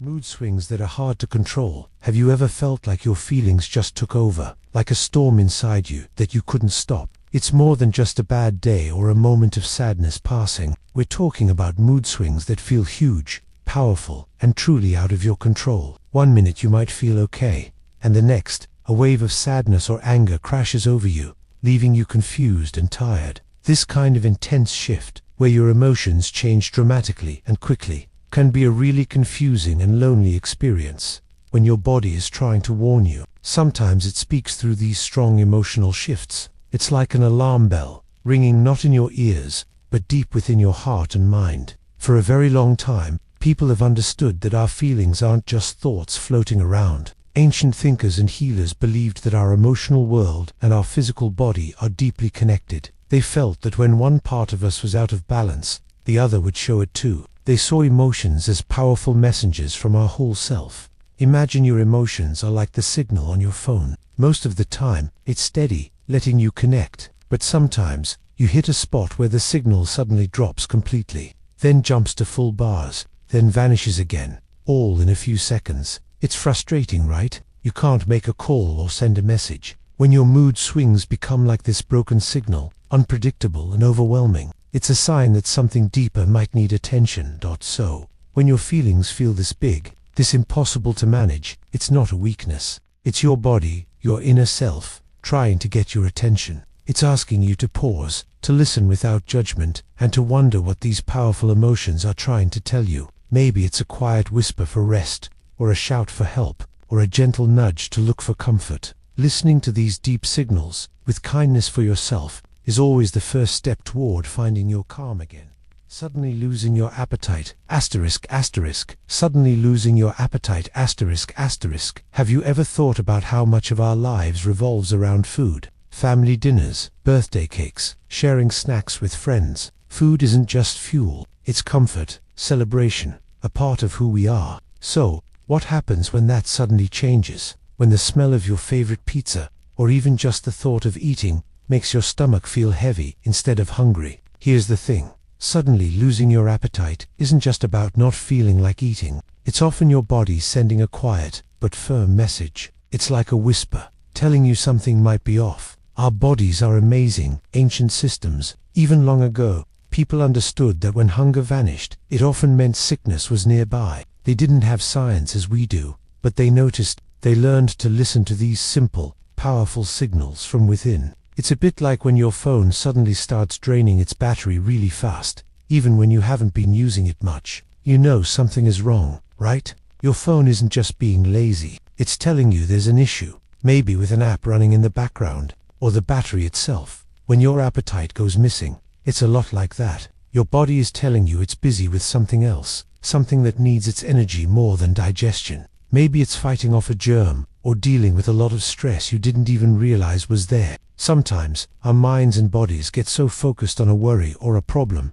that they push pause on other things, even eating. It's not meant to scare you, but to make you curious. It's a quiet nudge, asking you to pay attention, to check in with yourself. It's a reminder that our bodies are wise, always trying to communicate with us. Learning to listen to these deep, often silent, conversations is a powerful step in understanding ourselves. It's about trust, trusting that your body knows what it's doing, even when you don't fully understand why. Craving weird foods. Have you ever suddenly wanted something totally unexpected to eat? Maybe it was pickles with peanut butter, or ice cubes even when you weren't hot. It's a strange feeling, like your stomach has a secret language you don't quite understand. But here's the thing, sometimes, these unusual cravings aren't just random. They can be quiet whispers from your body, trying to tell you something important, something deep inside that needs attention. Think about it this way. For thousands of years, long before we had doctors and science labs, people paid very close attention to what their bodies desired. They believed these urges were deep, meaningful signals. Some old ideas suggested that if you craved something specific, it meant your spirit was unbalanced, or you were missing a certain kind of energy. They didn't have our modern words for vitamins or minerals, but they knew these strange wants hinted at a deeper need. So, the idea that our bodies communicate through food isn't just new. It's an ancient thought that still holds some quiet truth. It's like when your phone battery is really low, and it flashes a red warning. It's not craving a red screen. It's telling you it needs power. In the same way, your body might not be craving actual dirt or a huge block of cheese. Instead, it might be signaling a hidden need for something inside those things. For example, some people who crave ice a lot might actually be low on iron. Their body isn't saying, "I love frozen water." It's quietly saying, "Hey, I need more iron to feel strong and healthy." It teaches us to pause and listen. Our bodies are always working hard for us, and sometimes their messages come in surprising forms. Instead of just thinking a craving is weird, Maybe it's a tiny puzzle piece, inviting us to look a little deeper. It reminds us that our own bodies hold so much wisdom, patiently waiting for us to pay attention to their silent requests. Getting muscle cramps often. Have you ever been sleeping, and suddenly your leg twists into a knot of pain? That sharp, unexpected squeeze, a cramp, feels like your body is yelling. But why does it shout? It's not random. It's a clear message, seeking your attention. Here's the thing. A muscle cramp happens when your muscle tightens without your command. It just locks. Often, it's your body saying it needs something. Maybe you haven't had enough water, so you're dehydrated. Or maybe you're missing important minerals like potassium or magnesium. These help muscles relax and contract. If they're low, the muscle seizes. People have felt these sudden pains for thousands of years. Ancient athletes knew their bodies needed rest or certain foods. They didn't know about electrolytes, but they understood urgent signals. It's a timeless way our body says, hey, something is off. Imagine your body is like your phone. When its battery gets low, it doesn't just shut down without warning. It gives pop-ups, then flashes red. A muscle cramp is like that urgent, flashing red light from your body. It's not a breakdown, but a strong reminder it's running low on something vital. It's asking you to charge, to refuel, to pay attention. So, when that painful knot hits, try to see it differently. It's not just pain. It's a whisper turned into a shout, because maybe you weren't listening to earlier nudges. It's a sign your body needs care, a moment to pause and ask what it needs. Paying attention to these strong signals, even uncomfortable ones, helps us understand and respect the amazing system. It's a deep conversation with yourself, if you just listen.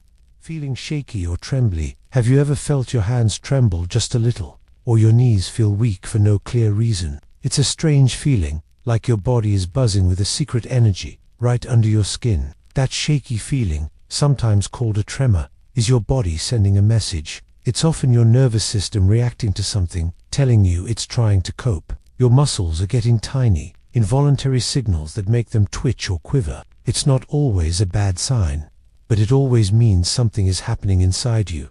For thousands of years, people have noticed this. Ancient healers and thinkers, even before modern science, understood that tremors could mean a lot. They saw it as the body's spirit or vital energy being out of balance. They believed it was a warning that something was off, either because of fear, excitement, or even illness. It's like our ancestors knew our bodies speak a language, and shaking was one of its clearest words. They learned to listen closely, understanding that these small movements had bigger meanings about our inner world. Think about when you're super nervous before a big presentation at school, or right before a championship game. Your stomach might flip, and your hands might get a bit unsteady. That's your body pumping adrenaline, getting ready for a challenge. It's like a car engine revving up, preparing to speed off. The shaking is just your engine idling a bit rough because it's full of power and ready to go. Or, it could be a sign that you haven't had enough to eat, and your blood sugar is low. Your body's fuel tank is running empty,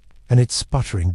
So, when your body feels shaky, try to pause. It's not something to fear, but something to notice with kindness. It's your body, your loyal companion, gently tapping you on the shoulder, asking for a moment of your attention. What is it trying to tell you? Maybe it needs rest, or food, or just a deep breath to calm your racing thoughts. Listen to that whisper, and respond with care.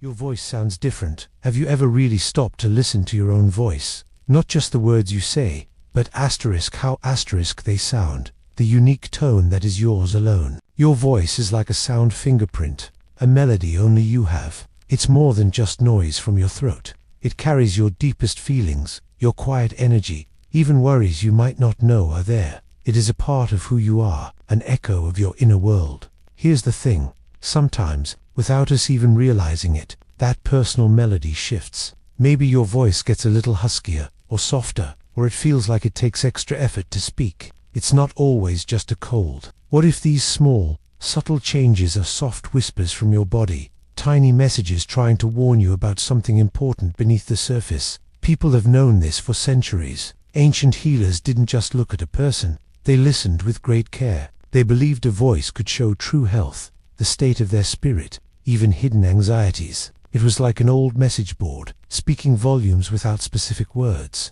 They knew the voice was a window, showing what was truly happening inside. Imagine your voice is like your favorite musical instrument. a cherished acoustic guitar. Most days, it's perfectly in tune, making clear, beautiful notes. But then, slowly, one string might go a little flat. The instrument still plays, but the sound isn't quite as rich, not as true. It's a small difference, but to a careful musician, it signals something needs attention. Your body is a bit like that instrument. A persistent change in your voice can be that slightly off-key string, gently telling you it needs some care, some thoughtful listening. It's not about finding something scary. It's about learning to listen to yourself with kindness and curiosity. Your voice isn't just for talking to others. It's also speaking directly to you. When its tone shifts, it's a gentle, personal reminder to pause, to check in, and to simply ask, what is my body trying to tell me today? It's a quiet invitation to deepen your self-awareness, to honor the intricate, beautiful song that is uniquely you.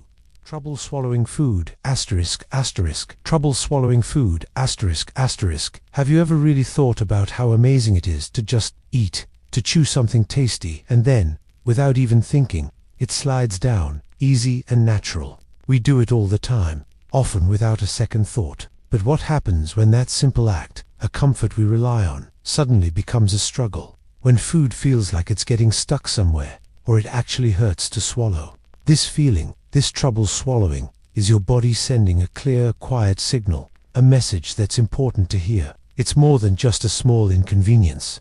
Eating is one of life's most basic comforts, a way we share meals, celebrate, and nourish ourselves. When that feels hard, it can bring up feelings of worry or confusion.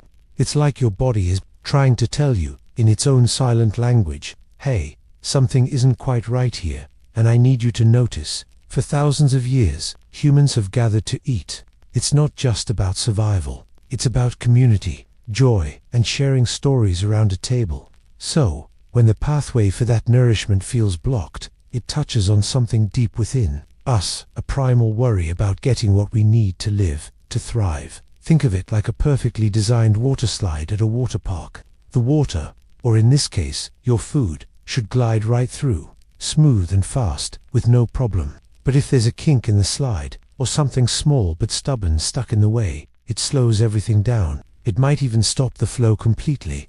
Your throat, or the esophagus as doctors call it, is usually that smooth slide. If it's not working right, if there's a blockage or irritation, it can feel like that kink in the water slide. And that's a big deal because it stops the natural, easy journey of food. This feeling isn't something to just brush off or ignore. It's your body, your very own complex and brilliant machine, asking for attention, asking for help. It's a quiet whisper, urging you to listen closely, to take a moment and understand, to honor the incredible work your body does every second, and to remember that even the simplest things, like swallowing a bite of your favorite food, are a profound gift we often take for granted. Paying attention to these small, yet powerful, signals is a fundamental way of caring for the one body you have, making sure it can keep doing all the amazing things it's meant to do for a long, healthy life. A sore throat that won't get better. Have you ever felt that nagging scratch in your throat? The one that just won't go away, no matter how much warm tea you drink. It's more than just an annoyance, isn't it? It's a persistent ache, a feeling like something is caught there, always reminding you of its presence. Your body is trying to send a very clear message, but it's a message often misunderstood. Here's the thing, when your throat stays sore, it's like a tiny urgent messenger. It's not just a sign of a simple cold anymore. Think of it like a car's check engine light. If it stays on, you know something important is wrong under the hood. Our throats can be like that. For a very long time, people have connected the throat to our voice and our truth. Some ancient thinkers believed problems there might mean we weren't expressing ourselves fully, or held back words we needed to say. Of course, it could be a physical issue, like a silent infection needing a doctor's eye, but sometimes, deeper down, it's your body asking you to listen to what you're not saying. Imagine a secret, a strong feeling you're holding tightly inside, afraid to let it out. That feeling can get stuck, right there in your throat, making it tight, making it sore. It's a quiet plea from within, asking us to notice the things we might be bottling up. So, when your throat keeps hurting, take a moment. Beyond the physical discomfort, what might your body truly be trying to whisper to you? It's an invitation to pause and gently ask ourselves, what voice am I not using? What truth am I holding back? Sometimes, The path to healing begins not just with medicine, but with listening to the silent language of our own hearts. Your breath smells off. Have you ever noticed your breath, or someone else's, smells a little different, not just after garlic bread, but in a way that feels deeper, more constant? It's a quiet thing, but here's the thing. It's one of your body's oldest warning signs. Imagine your breath as a gentle whisper, telling a story about what's happening inside you. For thousands of years, long before fancy doctors and machines, people looked to breath. They knew a sweet smell could mean one thing, a sour smell another. Ancient healers, maybe even shamans or village elders, would just lean close and listen to this invisible message. They understood the air we exhale isn't just waste. It carries tiny clues, like messengers from our organs, our blood, even our gut. It's a very old form of communication, a way your inner self tries to get your attention.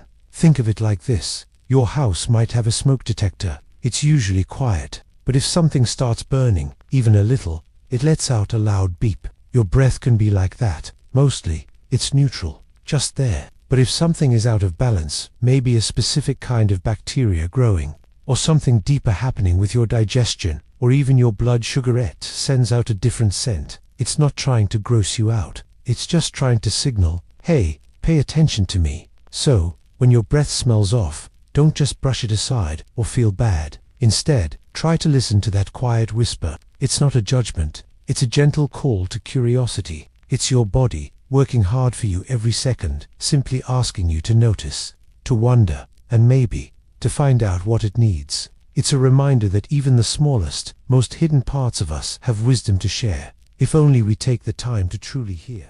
Getting hot flashes or night sweats. Have you ever woken up in the middle of the night, drenched in sweat, even though your room was cool, or felt a sudden, powerful wave of heat rush over you, out of nowhere, making your face flush and your heart race? This isn't just about feeling a bit warm. We're talking about hot flashes and night sweats. They're like your body's internal furnace suddenly cranking up to full blast, then maybe just as quickly shutting down. Your skin gets hot, and sweat can pour. It feels intense and confusing, because often, there's no outside reason for it. No hot sun, no intense exercise. For centuries, people have watched their bodies go through these mysterious changes. Long ago, when doctors didn't have all the answers we do today, folks might have thought it was an imbalance of internal humors or even a kind of hidden fever. It shows us that our bodies have always had these secret languages, signals that aren't always easy to understand. It's like our ancestors wondered, what is my body trying to tell me when it suddenly feels like this? Think of it like this. Imagine your body has a very sensitive internal alarm system. Most times, it works perfectly, warning you about real dangers or changes. But sometimes, this system can get a little mixed up. It might send out a big, fiery alert, like a hot flash, even when there's no actual fire. It's not broken, but it's signaling something. Maybe it's a small shift in your hormones, or your stress levels are higher than you thought. Your body is trying to rebalance itself. And sometimes that rebalancing feels like a sudden furnace blast. These moments can feel unsettling, a reminder that our bodies are incredible, intricate machines, constantly working behind the scenes. They hold so many secrets, always trying to keep us in balance, even when it feels like a surprise temperature change. It's a quiet whisper, urging us to pay closer attention, to be gentle with ourselves, and to simply wonder, what intricate dance is my body performing now? Your heart is pounding or racing.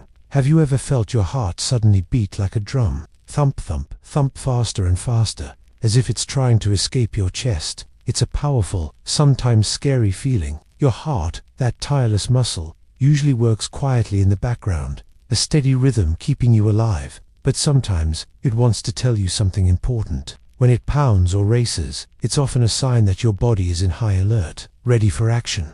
For centuries, people have seen the heart as more than just a pump. Ancient Egyptians believed it was the center of emotion and intelligence. Philosophers and poets from all over the world have called it the home of courage, love, and our deepest feelings. When your heart races, it's like a primal alarm, connecting us to that ancient understanding. It's your body's way of saying, pay attention. Think about when you're about to take a really big test, or when your favorite team is in the final seconds of a close game. Maybe you've had a sudden scare, like a loud noise in a quiet house. Your heart takes off. This is your fight or flight response kicking in. Your body sends out chemicals that speed things up, getting you ready to face danger or run away. It's a survival instinct, built into us over thousands of years. But here's the thing, sometimes it happens even when there's no actual danger, and that's when we need to listen extra carefully. And so, when your heart starts its drum solo, take a moment, don't just push it aside. It's not just a physical reaction,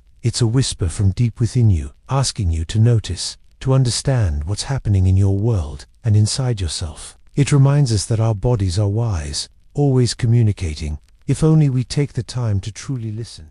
Feeling a lump somewhere, have you ever felt something new on your body? A small bump, a different texture, a change that wasn't there before. It's a strange, quiet moment, like your body is trying to whisper a secret to you, something it wants you to notice. People have always watched their bodies for signs. Long before modern doctors, our ancestors knew that changes, like a new lump, meant something. They understood the body holds its own wisdom, telling us when it needs care. Paying attention to these whispers is a very old, very human thing to do. Here's the thing, imagine your favorite song playing softly. Most of the time, it's just there. But what if one note suddenly sounds a little off? Not totally wrong, but just different. You'd notice it, right? Your brain would flag that tiny change. That lump is like that unexpected note. It doesn't mean the whole song is ruined, but it's a signal, a gentle nudge asking you to listen closer. Sometimes, these lumps are totally harmless, like a small knot, but other times, they can be a more important message, a call for a closer look. The deep feeling here isn't just fear,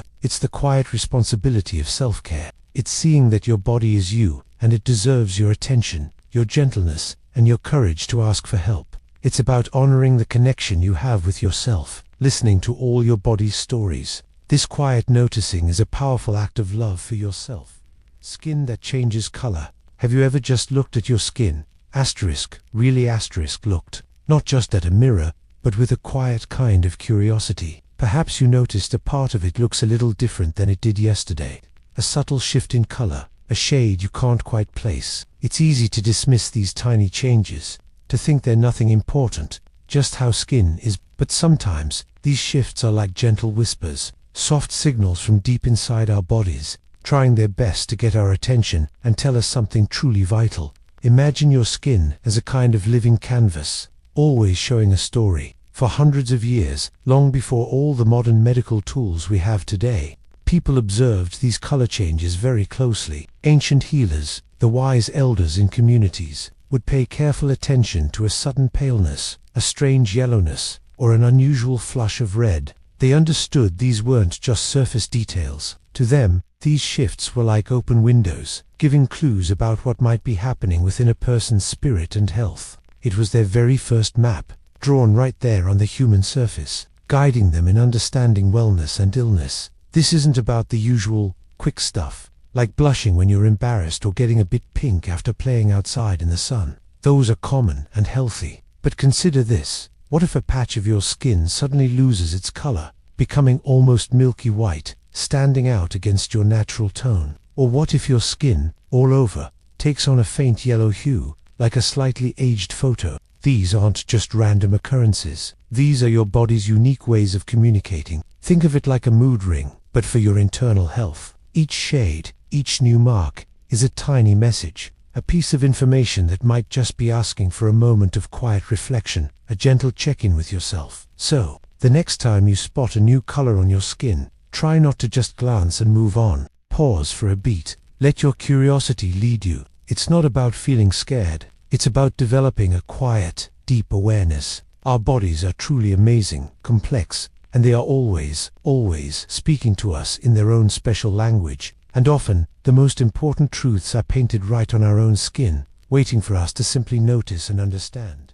Your fingernails have strange lines. Have you ever really looked at your fingernails? Not just a quick glance, but a real, close look. Sometimes, you might see tiny ridges, or strange lines that weren't there before. It's easy to just shrug and think, oh, that's just a nail. But here's the thing, your nails are like tiny windows, showing stories about what's happening inside you. For a very long time, people have paid attention to these small clues. Ancient doctors, long before fancy machines existed, would often look at a person's nails, They believed the body spoke in many whispers. Your nails grow slowly, pushing out new layers over weeks and months. So, a line or a change isn't something that just appeared today. It's a record, a mark left by something that happened in your body a while ago. Think of it like the rings inside a tree trunk. Each ring tells you about a year of that tree's life. Was it a good year with lots of rain, or a tough year with a drought? Your fingernails are a bit like that. A strange line might mean you were sick a few weeks back, or maybe your body was short on certain nutrients. It's not a scary message. It's more like a quiet note from your own biology, saying, hey, remember that time? Or maybe, I need a little more of this. It reminds us that we are always connected to ourselves. Our bodies are constantly sending signals, even when we're not actively listening. These lines are just one way your body tries to warn you, or at least, to inform you. It's a quiet language. And maybe, just maybe, if we learn to slow down and notice these small things, we can understand ourselves a little better, and take care of this amazing vessel we live in. It's a gentle invitation to pay attention. Cracks at the corners of your mouth. Have you ever woken up, glanced in the mirror, and there they were? Those tiny, sometimes painful, cracks right at the corners of your mouth. It's easy to just brush them off. Maybe grab more lip balm and hope they go away. But what if they're more than just a nuisance? What if they're a quiet message, a soft, subtle warning from your own body? These aren't just dry lips. They're often a sign something deeper is happening. It's like a little whisper, trying to get your attention. Sometimes, it means your body might be missing important things, like certain B vitamins, or even iron. It feels small, almost trivial, but these tiny things can hold big messages. It's a silent cry for help, a signal that something inside you might be a little off balance. For thousands of years, people have watched their bodies closely. Long before modern medicine, ancient healers knew outward signs often pointed to inner states. They saw the body as a map, full of clues if you knew how to read them. This idea that our bodies communicate is very old and still true. It's about learning to listen. Here's the thing.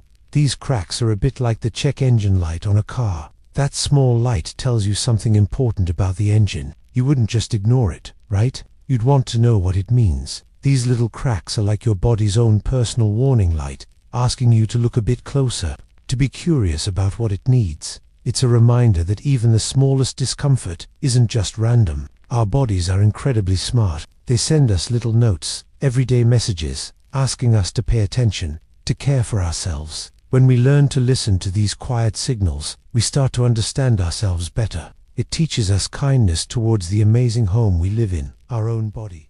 Trouble sleeping peacefully. Have you ever woken up, but felt like you hadn't slept at all? Like your mind was still racing, even though your body was in bed? It's a heavy, confusing feeling, isn't it? Our bodies are amazing, and sleep is meant to be our safe harbor, a quiet space where everything resets. But sometimes, that harbor feels stormy, and peace is hard to find. When we talk about trouble sleeping peacefully, it's more than just being tired. It's about the quality of that rest. It's when your mind won't quiet down, or when worries keep you tossing and turning. It's when you wake up feeling like you've been running a marathon, not resting. People have understood for centuries how vital sleep is. Ancient thinkers knew our minds and bodies needed a daily surrender, a time to refresh. They saw it as nature's way of healing and preparing us for a new day. Think about your phone. If you never charge it fully, if it's always running on low battery, what happens? It slows down. Apps crash. It stops working right. Our bodies are like that,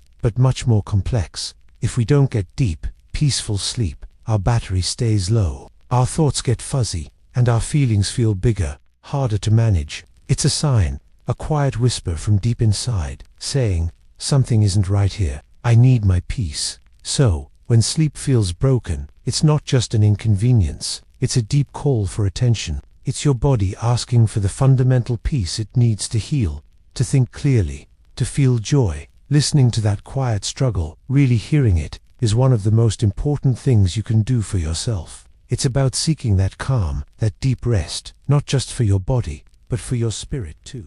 Waking up with a sore jaw. Have you ever woken up, stretched, and felt a strange dull ache deep in your jaw? It's more than just a stiff muscle. Sometimes, this quiet throb is a gentle whisper from your body, trying to tell you something important. It's a sign that, even while you were dreaming, your mind was still busy, holding on to tension. Here's the thing, many of us, especially when we're feeling stressed or worried, clench our jaw or grind our teeth. We do it without even knowing it. Sometimes during our sleep, doctors call this.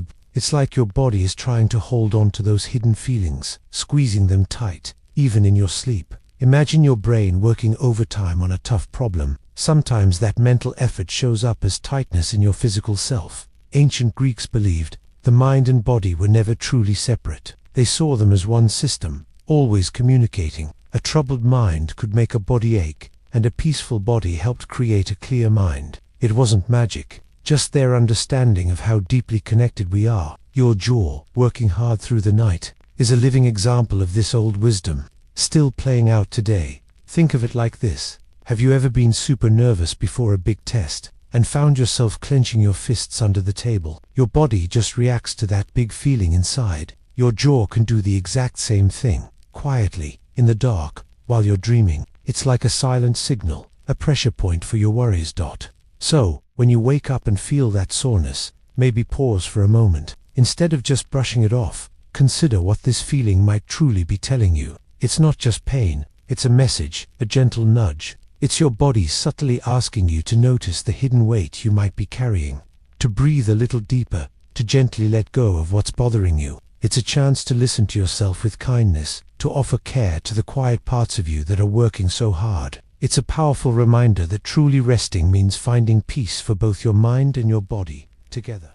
Feeling super clumsy lately? Have you ever had those days where everything just seems to slip from your grasp? Like your feet forget how to work, and you're suddenly bumping into door frames you've walked through 1,000 times. It's not just butterfingers. Sometimes, a sudden burst of clumsiness isn't just bad luck. It can be a quiet whisper from your body, telling you something's a little off. Maybe you feel a bit disconnected, like your brain and your limbs aren't quite talking the same language. It's more than just dropping your phone. It's a feeling that your usual smooth movements are suddenly choppy, almost hesitant. Think about ancient times, or even stories from long ago. People often believed our bodies were deeply connected to our minds, and that physical signs could hint at deeper truths. The Greeks, for instance, talked about balance in everything, and if one part was out of sync, it could affect the whole. It was about knowing your whole self, not just your thoughts. This idea has stayed with us, that our physical being often mirrors our inner state, like a silent language trying to get our attention.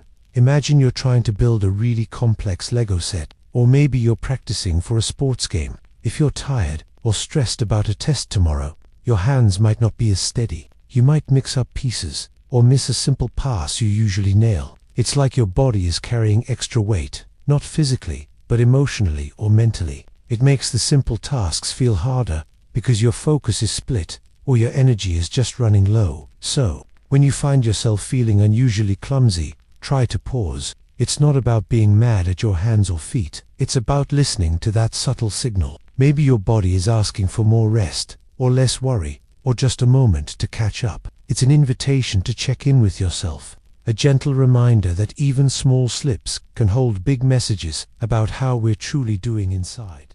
A persistent hiccup attack. Have you ever had a hiccup that just wouldn't quit? Not the quick, annoying kind after drinking soda too fast, but one that stays, hour after hour. It's a strange feeling, isn't it? Like your body is doing something entirely on its own, a little twitch you can't control. And here's the thing, while most hiccups are harmless, a hiccup attack that truly hangs around, stubbornly refusing to leave, can be your body trying to tell you something important. For centuries, people have wondered about hiccups. Ancient Greek doctors, like Hippocrates, saw the body as a delicate balance. When something was out of sync, even a small thing like a hiccup, it might point to a deeper imbalance. They understood that every signal, no matter how tiny, could be a whisper from within. It's like a car's dashboard light. You might ignore the check engine signal if it just flickers, but if it stays on, burning brightly, you know it's not just a glitch. It's a clear warning. Your body works the same way. Imagine you're trying to ignore a friend who keeps tapping your shoulder. At first, it's just a mild bother, but if they keep tapping and tapping,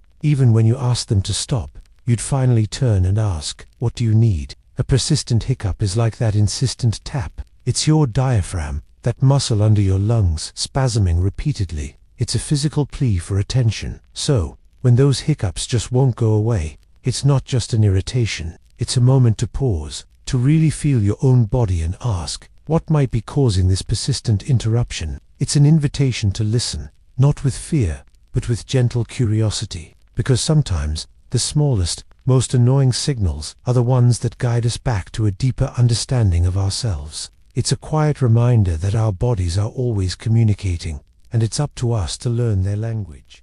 Your sense of smell is off. Have you ever stopped to really smell the world around you? The fresh cut grass after rain, the sweet scent of your favorite cookie baking, or just the clean air after a storm. Our sense of smell often works quietly, like a hidden helper. But what happens when that helper starts to fade, or gets twisted? What if toast smells weird, or you can't tell coffee from something bad? Here's the thing, your nose isn't just for fun smells, it's an old alarm system. Long ago, people needed their noses to stay safe. A bad smell meant spoiled food, or danger, or a plant that could hurt them. It was about survival, a deep warning ringing in the oldest parts of our brains. We are wired to detect danger through scent. Even now, think about it. Imagine baking cookies, but you can't smell them burning, even with smoke in the kitchen. Or you open the fridge and know the milk is bad, but your nose doesn't catch the sour smell. That missing scent isn't just annoying. It's like a quiet part of your body's alarm system went offline.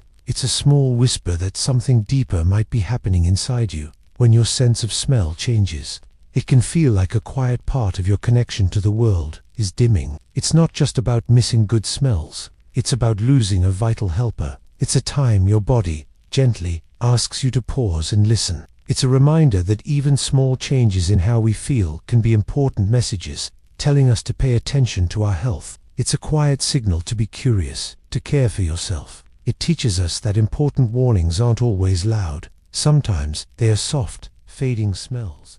Food tastes different now. Have you ever bitten into your favorite food, expecting that perfect, familiar taste, and instead, it just wasn't right? That pizza slice, the comforting soup, or even a piece of fruit, suddenly, it tastes bland, or strange, maybe even like metal. It's not always the food itself. Sometimes, it's about you, and how your body is sensing it. Think about how taste works. Your tongue has tiny bumps called taste buds, and your nose helps a lot with smell. Together, they send messages to your brain, telling you if something is sweet, salty, bitter, sour, or umami. For thousands of years, way back to our very first ancestors, taste was a super important survival tool. Sweet things meant energy. Bitter often warned of poison. Our bodies learned to trust these signals to stay safe and healthy. So, when those signals get messed up, it can feel really unsettling. It's like a very old, deeply rooted alarm system is suddenly giving a confusing buzz. Here's a common example. When you have a bad cold, everything often tastes like cardboard, right? That's because your nose is blocked, and smell is such a huge part of how we experience flavor. But what if it's not a cold? What if that strange taste, or the dullness, lingers day after day? It's like the radio station for your taste buds suddenly has a lot of static, or all the channels are playing the wrong music. Your brain is getting different information than it used to, or than it should. And here's the thing, our bodies are always sending us messages. A change in how food tastes isn't always a big, scary warning. Sometimes, it's just a temporary thing, or a signal to try something new. But sometimes, it's a quiet whisper from deep inside. It's asking us to pause, to notice, to listen closely to what it might be trying to tell us. It's a gentle reminder to pay attention to our inner world, to the subtle shifts, and to trust that our bodies are constantly communicating, even through something as simple as a bite of food. Getting frequent UTIs. Have you ever felt that annoying, burning feeling that just won't go away? Sometimes followed by a constant urge to go to the bathroom, and then, just when you think it's gone, it comes right back. That's often what it feels like to get a urinary tract infection, or UTI. But here's the thing, if these infections keep happening, over and over, your body might be trying to tell you something important, something deeper than just needing medicine. A UTI is when bacteria get into your urinary system and cause trouble. For many, it's a one-time issue, but for some, it becomes a pattern. Think about it like this. In olden times, without our modern doctors and tests, people might have seen these recurring issues as a sign that something inside was truly out of balance. They believed the body had natural flows, like rivers, and when one of those rivers kept getting blocked or dirty, It meant the whole system needed attention, not just a quick fix to the symptoms. It was a call to look deeper at their habits or surroundings. Imagine your body is like a beautiful, well-kept garden, and your immune system is the gardener. A single weed can be pulled easily, but if the same stubborn weed keeps popping up in the same spot, it means the soil underneath might need more care. Maybe it's missing nutrients, or there's too much shade, letting that specific weed thrive. It's not just about pulling the weed, it's about understanding why it's there in the first place. And that's why it matters when UTIs keep coming back. Your body, so resilient and clever, is giving you a persistent signal. It's asking you to pause and listen. It's not just an infection. It's a whisper, becoming louder each time, asking you to consider if something in your daily life, maybe your hydration, or even deeper health factors, needs a closer look. To truly heal, sometimes we must not just treat the symptom, but hear the story the body is trying to tell. It's a message of self-care, urging us to find harmony and truly support the amazing system we live inside. Your feet or hands are always cold. Have you ever noticed your fingers or toes feel like tiny icicles, even when everyone else seems perfectly warm? It's more than just feeling chilly sometimes. It's a quiet whisper from your body, trying to tell you something important. When your hands and feet are always cold, it often means your body is working hard to keep the warmth where it matters most. Your inner organs, like your heart and brain, it's like a smart thermostat, prioritizing the core. For thousands of years, people have observed these subtle signs. Long before doctors had fancy machines, they saw cold extremities as a message. They might have thought the body was drawing all its life energy inward, protecting its most vital parts. It was seen as the body's ancient wisdom at play, a deeply rooted instinct to survive and keep itself going. Here's the thing, your body is a master at keeping you alive, and it makes smart choices, even without you knowing. Think about a city during a big winter storm. The city managers focus on keeping the main roads clear and powered, the ones leading to the essential services like hospitals and fire stations. Sometimes, that means the smaller, outer streets might get less attention, waiting longer for plows or power to return. Your body does something similar with your blood flow. It makes sure the main roads to your vital organs are well supplied with warm blood, and sometimes the outer streets, your hands and feet, might feel the chill as a result. So, when your fingers and toes feel like they're in their own little winter, it's not just a random discomfort. It's a gentle reminder from your very own self. Your body isn't complaining. It's simply showing you where its focus is, working tirelessly to protect you. It asks you to notice, to perhaps offer it a little extra care, a warm drink, or cozy socks. It's an invitation to listen to the soft, steady voice of your own incredible body. Sweat more than usual. Have you ever felt a sudden, warm rush? Not from running or playing hard, but just out of nowhere, like your skin is trying to tell you something, but you can't quite hear the words. This isn't about working out or a hot summer day. It's about when your body sweats more than it should, for no clear reason. Here's the thing, sweating is super important. It's your body's natural way to cool down, like an internal air conditioner. It keeps your engine from overheating. But what if that air conditioner kicks on when it's not hot? Or, when you're just sitting still, reading? That extra dampness can feel confusing, even a little scary. People for thousands of years have watched their bodies closely. Long before doctors had fancy machines, they paid attention to small signals. They knew the body often speaks in whispers before it shouts. It's like an ancient wisdom, telling us to notice little changes. They learned to be in tune with their own systems. Think about a friend who's quiet. They don't scream when something's wrong. Instead, they might seem a little distant, or their eyes might look sad. You can feel it, right? You know something is off, even without them saying a word. Your body can be like that quiet friend. It uses sweat, a physical sign, to signal an internal change. It's not trying to scare you, but to get your attention, gently. So, when you notice sweat that seems out of place, try not to just wipe it away. See it as a little note, a quiet tap on the shoulder from your own self. It's your body asking you to pause, to feel, to wonder. It's a chance to listen to the silent language of your amazing body, asking you to take care, to understand what it needs, and that's why it matters. Pain when you go pee. Have you ever felt a sudden, sharp burning when you went to the bathroom? It's a moment that can make you stop, surprised and maybe a little scared. That feeling, that unexpected pain, is one of your body's most direct warnings. It's like a quiet whisper suddenly turning into a shout. Here's the thing, peeing should not hurt. When it does, it's usually a clear sign that something is off, like a tiny alarm going off inside you. Often, it means there are unwelcome germs, like bacteria, that have gotten into a place they shouldn't be, causing an infection. It's your body trying hard to tell you, hey, I need some help here. For a long time, people didn't understand why this pain happened. Imagine living hundreds of years ago, when there were no doctors as we know them, and no medicines to fix these kinds of problems. This simple pain would have been a scary mystery, a sign that something was deeply wrong, and perhaps even a reason to think about how they treated their body. They might have seen it as nature's way of telling them to slow down,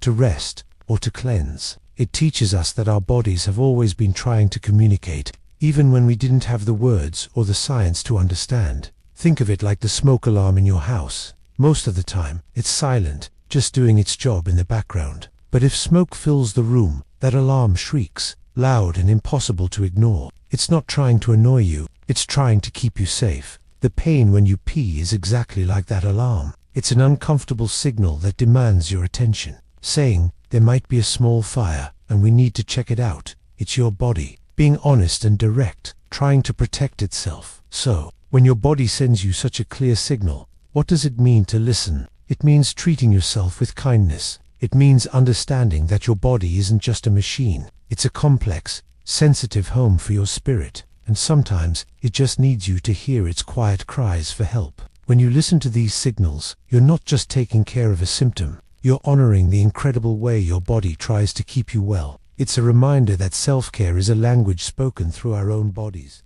Your period is super heavy or irregular. Have you ever felt like your body is trying to tell you something, but you can't quite understand its whisper? Sometimes, these whispers become a bit louder, like when your period feels completely off. Maybe it's super heavy, making you feel weak and tired. Or maybe it's irregular, showing up late or early, like a clock that can't keep time. This isn't just a random annoyance. It's one of your body's most ancient ways of signaling. For centuries, across different cultures, the menstrual cycle has been seen as a kind of inner rhythm, a connection to the moon's phases or the turning of seasons. When that rhythm gets tangled, it's like a song losing its beat. It's not just about blood, it's about the deep, intricate dance happening inside you, a dance that's supposed to follow a certain pattern. When it doesn't, it's a sign that something might need attention. Not necessarily something terrible, but something worth noticing. Imagine your body is like a beautiful, old garden, and your period is like the predictable cycle of its blooming flowers. If those flowers suddenly bloom too much, or not at all, or at strange times, a wise gardener would pause and look closely at the soil, the water, the sunlight. They wouldn't just ignore it. That's your body asking you to be its wise gardener. Maybe it's stress, or changes in how you eat, or simply needing a little more rest. Here's the thing, it's not a failing on your part, but a gentle nudge. So when your cycle feels out of sync, take a moment. Don't feel frustrated or scared. Instead, approach it with curiosity. Your body holds so much wisdom, and it's always trying to find balance. This sign isn't meant to scare you. It's an invitation to listen more closely to yourself, to honor your inner workings, and to understand that paying attention to these quiet messages is an act of deep self-care and respect for the incredible life force within you. It's about building a deeper connection with your truest self. Getting headaches behind your eyes. Have you ever felt that dull, throbbing ache right behind your eyes? It's not just a regular headache that spreads all over. This one feels different, tucked away, almost like a secret whisper from your body. It's like a soft knock from inside, a signal sent directly to your vision center, where you take in the world. Here's the thing, our bodies are amazing communicators. For thousands of years, people have tried to understand these signals. Ancient thinkers, like those in Greece or China, believed the body and mind were deeply connected. They thought pain wasn't just bad luck, but a message, a way for your inner self to tell you something was out of balance. They might not have had our modern science, but they knew to listen. And that's still true today. Imagine your body is like a complex machine, but one that can talk to you. When you feel a headache behind your eyes, it's like a small red light flickering on your dashboard. It's not yelling at you, it's just pointing, asking you to notice. Sometimes it means you've been staring at a screen for too long, your eyes tired from focusing. Maybe you haven't had enough water, and your whole system feels a bit dry. Or maybe, just maybe, you're carrying a quiet stress. a worry that lives just beneath the surface, and your eyes are feeling the weight of it. This might sound simple, but here's what I found. That ache isn't there to punish you. It's there to protect you. It's a gentle reminder to pause, to blink, to drink some water, to look away from the bright screen, or even just close your eyes for a moment. It's your body asking you to be kind to yourself, to offer it comfort. It's a silent plea to slow down and pay attention to the wisdom your own being carries. Listening to these signals helps us understand ourselves, connecting with the vessel that carries us through life. Trouble with your balance. Have you ever felt the world tilt just a little, like the floor suddenly isn't quite where it should be? It's a strange feeling, isn't it? Our bodies are amazing. They have a built-in system, a kind of internal GPS, that tells us if we're standing straight or about to wobble. This system uses signals from our eyes, our inner ear, and even the tiny sensors in our muscles and joints. They all work together to keep us steady. For centuries, people have thought about balance, not just standing up, but finding a kind of inner peace. Ancient philosophers talked about finding equilibrium, a state where everything feels right. Think about how a tree stands tall, its roots holding it firm against the wind. That's a natural balance, a deep knowing of where it belongs. Imagine you've just spun around in circles a few times, like a kid playing a game. When you stop, the world keeps spinning, right? Your brain is trying to catch up, but your inner ear is still sending dizzy signals. That's a temporary loss of balance. But what if that feeling started happening for no clear reason? What if every day felt a bit like walking on a boat, even when you're on solid ground? When your body struggles to find its balance, it's like it's whispering a secret. It's not just about not falling. It's a deeper message. It's about feeling safe in your own skin, feeling grounded. When that steadiness is missing, it can feel scary, unsettling. It's a sign that your body is asking you to pay attention, to listen to its quiet plea for help, to wonder what invisible force is making you sway. It's a call to look inside, to reconnect with that inner sense of stability, and to understand what your body truly needs to feel solid again. A constant feeling of weakness. Have you ever woken up feeling tired, even after sleeping for hours? It's not just being a little sleepy, it's a deep, heavy feeling. It's when your muscles feel like jelly, and even simple tasks, like carrying your backpack, feel like a huge effort. This constant feeling of weakness is more than just being low energy. It's a quiet whisper from your body, trying to tell you something important. Here's the thing, our bodies are amazing machines. They are designed to move, to learn, to grow. But sometimes, the engine light comes on, and we might not notice, or we might try to ignore it. A constant weakness means your body is struggling to keep all its parts running smoothly. It's like a deep, persistent drain on your energy reserves. You might feel a heavy cloak of tiredness that no amount of rest seems to lift. This isn't just physical, it can touch your spirit too, making everything feel a little harder, a little dimmer. Think about how people have always understood strength. Ancient thinkers, like the Greek philosophers, talked a lot about the body and mind being connected. They believed a healthy body helped a healthy mind, and that balance was key. For them, a lasting weakness would have been a clear sign that this important balance was off, a call to pay closer attention to what the body needed. Imagine your cell phone. You charge it all night, but by mid-morning, it's already at 10% battery. It barely holds a charge, no matter what you do. That's a bit like what constant weakness can feel like. Your body isn't getting enough power, or it's using power too quickly, or something is draining it that shouldn't be. It's not just about needing more sleep. It's a message that something deeper might be going on, like a system running low. This feeling of weakness is not a sign of failure. Instead, it's your body asking for kindness, for help, for understanding. It's a gentle reminder to pause, to listen closely to what it's saying, and to give yourself the care you truly deserve. Our bodies are loyal companions, and when they whisper of weakness, they're simply asking us to pay attention, to treat them with the same gentle care we'd offer a struggling friend. Your eyes are super red, or dry. Have you ever looked in the mirror and seen your eyes, usually bright, now streaked with red, or felt them scratchy and dry, like tiny grains of sand were caught inside? It's a strange feeling, right? Your eyes, which show the world to you, suddenly seem to be telling you something. This isn't just about being uncomfortable. It's often a quiet signal, a soft whisper from a part of you that wants your attention. Your eyes are often called the windows to your soul, an idea common for centuries. They don't just help you see, they also show how your body feels. When they turn red or feel dry, it's often a sign something inside isn't quite right. Maybe you haven't slept enough. Perhaps you've stared too long at screens, your mind active, your eyes aching, or it could be simple things, allergies, or needing more water. Here's the thing, your eyes are delicate. They work hard from when you wake up until you sleep. When they turn red or feel dry, it's like a warning light on a car's dashboard. That light doesn't scream at you, but it's there, gently reminding you the engine needs a check. Your body acts the same way. It doesn't always yell with big pains. Sometimes it just shows a small, noticeable sign, hoping you'll pay attention. This quiet plea from your eyes asks you to pause, step away from the screen, or close your eyes for a few minutes. Drink some water, or just breathe. It's a tender invitation to care for yourself, to remember that even the smallest parts of you have needs. Listening to these soft warnings helps us honor and protect our bodies, not just use them.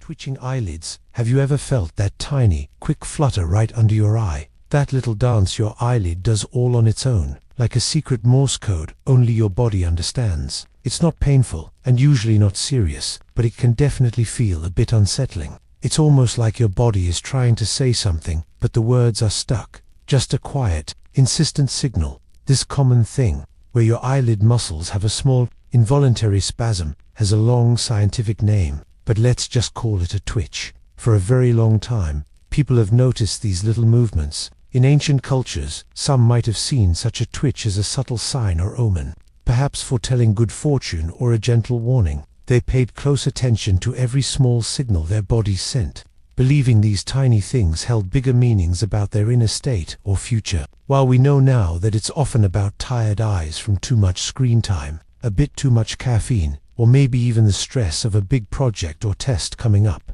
that old idea of a sign still carries a whisper of truth. It's a reminder to pay attention. Think about it like this. Imagine you're playing your favorite video game. Suddenly, a tiny, almost unnoticeable icon flashes in the corner of the screen, or your controller's rumble feels slightly weaker. It's not a huge, blaring warning, but it's there, a subtle hint that something needs your attention soon, like low battery. Your twitching eyelid is a bit like that quiet blink. It's your body's way of gently saying, hey, maybe I need a bit more rest, or I'm feeling a little overwhelmed right now. Take a breath. It's not screaming for help. It's simply tapping you on the shoulder with a soft message. It reminds us that our bodies are always communicating, constantly sending messages, even when we are busy or distracted by everything else around us. These small twitches, these quiet signals, aren't there to make us worry. Instead, they are like gentle invitations. Invitations to pause, to breathe, to really listen to the silent language within us. They ask us to be a little kinder to ourselves, to honor our need for peace and calm in a sometimes very noisy world. It's a quiet, personal reminder that even the smallest part of you, every single cell, deserves your kind care and attention. Feeling sick to your stomach often. Have you ever felt that churn in your stomach, like a knot tightening, even when you haven't eaten anything strange? But here's the thing, it's more than just a discomfort. Your stomach is like a small, sensitive animal inside you, reacting to everything, not just food, but worries, fears, and even great excitement. For thousands of years, people have known this. Ancient thinkers often talked about the gut as a place where deep feelings lived. They saw it as a kind of second brain, always listening, always reacting to your inner world. When your stomach feels sick often, it's not just a random pain, it's a deep whisper, a constant warning from this wise inner friend. Think about when you're super nervous for a big test or a presentation. What happens? You often get those butterflies in your stomach. That's not just a saying. It's your body giving a clear signal that something big is happening. It's like a warning light on a car dashboard. It doesn't tell you exactly what's wrong, but it tells you something needs your attention. This helps you understand. So when your gut constantly sends these signals, it's asking you to pay closer attention. It might be asking you to slow down, to look at what's truly bothering you, or to find a way to make peace with something heavy. Listening to that feeling, that deep rumble, it's not a sign of weakness. It's a sign of deep wisdom. It's about being truly connected to yourself. Your body is a friend that communicates. Give it kindness, and try to understand what it truly needs from you. Losing hair in patches. Have you ever looked closely in the mirror?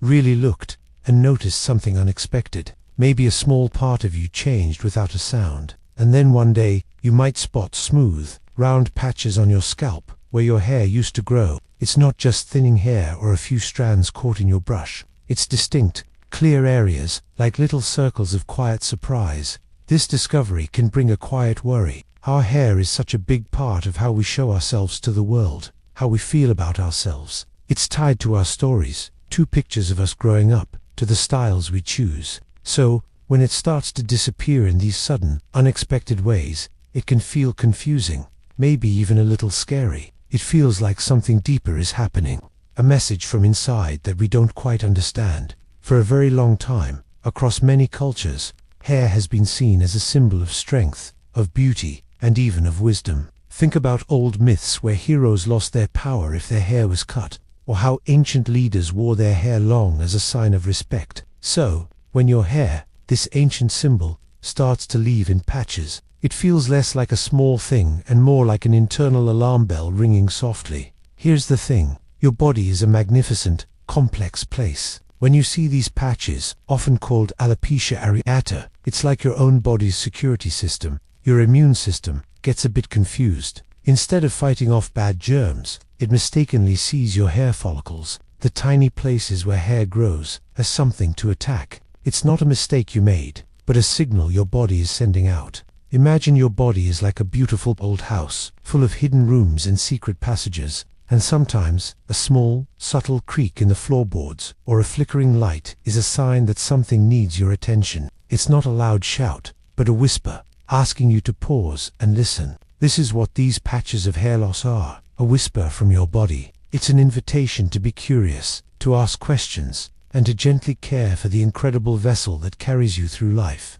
It reminds us that our bodies are always communicating, if only we take the time to hear. Your skin is super dry and flaky. Have you ever looked down at your hands and seen tiny, almost invisible flakes, or felt your face pulled tight, like a mask that's a size too small? It's more than just needing lotion. Here's the thing, your skin is your body's largest organ. It's the very first barrier between you and the world, and it's constantly working, constantly protecting. So, when it becomes super dry and flaky, it's not just a surface issue. It's often a quiet, persistent whisper from deep inside you, trying to get your attention. Long ago, before advanced medicine, people understood this. They knew that outward signs like skin changes were deeply connected to what was happening within the body. Philosophers and healers would read the skin, seeing it as a living map that reflected hidden stories of health or imbalance. This ancient wisdom reminds us that our bodies are intelligent. They don't just react, they communicate, they send signals, and dry, flaky skin is one of those important messages. Think of a favorite house. When its leaves start to curl and look dull, you don't just admire the interesting texture, right? You immediately know it's thirsty. You realize it needs water, maybe more sunlight, or different soil. The plant's appearance is its way of crying out, showing you that its fundamental needs aren't being met. Your skin acts in much the same way. The dryness isn't the core problem. It's a visible flag, waving to tell you something bigger might be going on inside your system. Maybe you need more water. Maybe certain nutrients are missing. Or perhaps there's a deeper imbalance, and that's why it matters. This simple change, this feeling of tightness, or seeing those tiny flakes, becomes a gentle invitation. It's a chance to pause. It's an opportunity to tune in and ask, what is my body trying to tell me? It's a reminder that truly caring for ourselves begins with listening to these quiet, consistent warnings, understanding that even something as common as dry skin holds a deeper message about our well-being. That itchy rash that won't go away. Have you ever had an itch that just won't quit, no matter how much you scratch? It feels like a small annoyance, right? But sometimes, that persistent itch, that little red patch on your skin, is more than just a surface problem. It's your body sending you a message, a quiet signal that something deeper needs your attention. It's like a whisper, asking you to listen closely. For thousands of years, long before microscopes or blood tests, people understood this. Ancient healers, wise men and women, didn't have advanced tools. They watched. They looked at the skin, knowing that what appeared on the outside often reflected something happening inside. They understood that our skin, our body's largest organ, acts like a living canvas, showing signs of our health, our worries, and even our hidden struggles. It was their way of reading the body's secret language. Think of it like the check engine light in a car. Most of the time, that light is off, and you just drive along. But if it flickers on, even if the car still seems to run fine, you don't just ignore it. You know that light is a warning, telling you to look deeper, to see what's really going on under the hood before a small problem becomes a big one. Your skin's constant itch or a rash that sticks around is just like that light. A gentle but firm alert. It's easy to dismiss these little signs. We're busy. We have other things to think about. But here's the thing.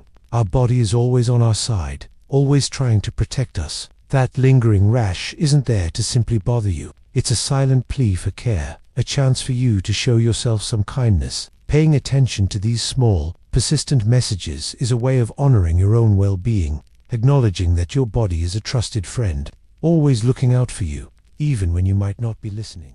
A sore that doesn't heal. Have you ever noticed a small scratch or cut that just stays? It's not painful enough to truly worry you, but it also never quite fades away. Our bodies are amazing. They are always working hard to fix themselves. A cut heals, a bruise fades, a broken bone mends. It's a quiet, constant miracle happening inside us every second. But what if that miracle doesn't quite finish its work? What if a tiny sore, a patch of rough skin, or a persistent irritation decides to just stick around, day after day, week after week? Here's the thing. Sometimes, these small, lingering spots are like tiny, persistent whispers from our body. Long ago, people didn't have fancy machines to see inside themselves. They learned to listen to these whispers. Ancient thinkers understood that our physical self held deep wisdom, and that even the smallest sign could be important. They watched how things healed, or didn't, as a way to understand what was really going on beneath the surface. Think about a small, hidden leak in a pipe under your house.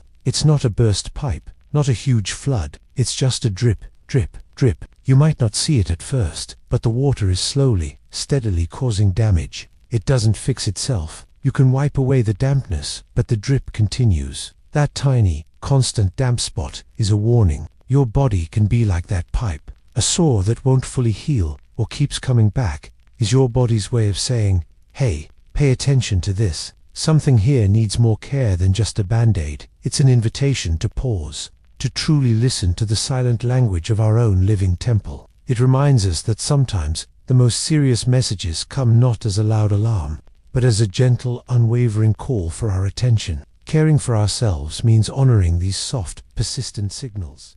Getting a lot of cold sores. Have you ever noticed how sometimes, after a really tough week, or right before a big test, a cold sore pops up? It's like your lip decided to join the drama. But when they keep coming back, more often than usual, it might be more than just bad luck. Cold sores are caused by a virus most people carry. It usually sleeps quietly. But stress any kind, not just worry, can wake it up. Think of it as a signal. Your body tries to tell you something with these little red flags. It's saying, hey, I'm running low on energy, or I'm feeling overwhelmed. For a long time, people believed sickness wasn't random. Ancient thinkers saw the body as a kind of garden. If weeds kept growing, it wasn't just about the weeds. It was about the soil, water, and sunlight, the whole environment. They wondered what was out of balance in a person's life. They thought our bodies whispered clues about our inner world, long before modern science explained viruses and stress hormones. Imagine your body is like a phone. You know how it gives a warning when the battery is almost dead. It might dim the screen or stop some apps. Getting lots of cold sores is like your body's battery warning. It's not just an annoying, it's a vital message. It's telling you that your energy reserves are getting low, and you need to recharge. You wouldn't ignore a phone that keeps telling you it's about to die, would you? So, when these little sores appear, instead of just feeling annoyed, try to listen. What is your body truly asking for? Maybe it's more sleep, less worry, a quiet moment, or just time to breathe. It's a gentle reminder to care for the inside, not just the outside. Your body speaks in its own quiet language, and sometimes those whispers are the most important messages of all. Paying attention can be a profound act of self-love. Always clearing your throat. Have you ever found yourself always clearing your throat, even when you don't feel sick? That persistent little ahem isn't always just a dry throat. Sometimes it's a quiet signal, your body gently tapping you on the shoulder. It's trying to tell you something bigger might be going on inside. This small action, repeated over and over, can be a subtle message from deep within you, asking for a moment of your attention. Historically, many cultures saw the throat as more than just a tube for air and food. It was believed to be a vital place for our voice, for truth, for what we needed to say. If you were constantly clearing your throat, some might wonder if there were words unsaid, or feelings trying to push their way out. It's an old idea that your body speaks in these quiet ways, sometimes even hinting at things we haven't quite realized ourselves. Imagine a small rock stuck in your shoe. You keep trying to shift it, hoping it will go away or feel better. That's a bit like constant throat clearing.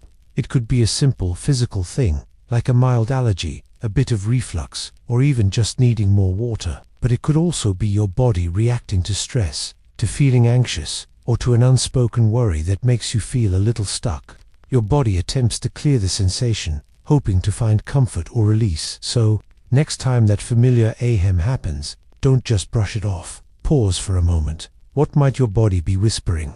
Is it asking for a drink of water? Or is it a deeper invitation to notice a feeling, a stress, or a quiet thought that needs your attention? Even the smallest signals from our bodies can hold important messages, inviting us to listen closely to ourselves, with kindness.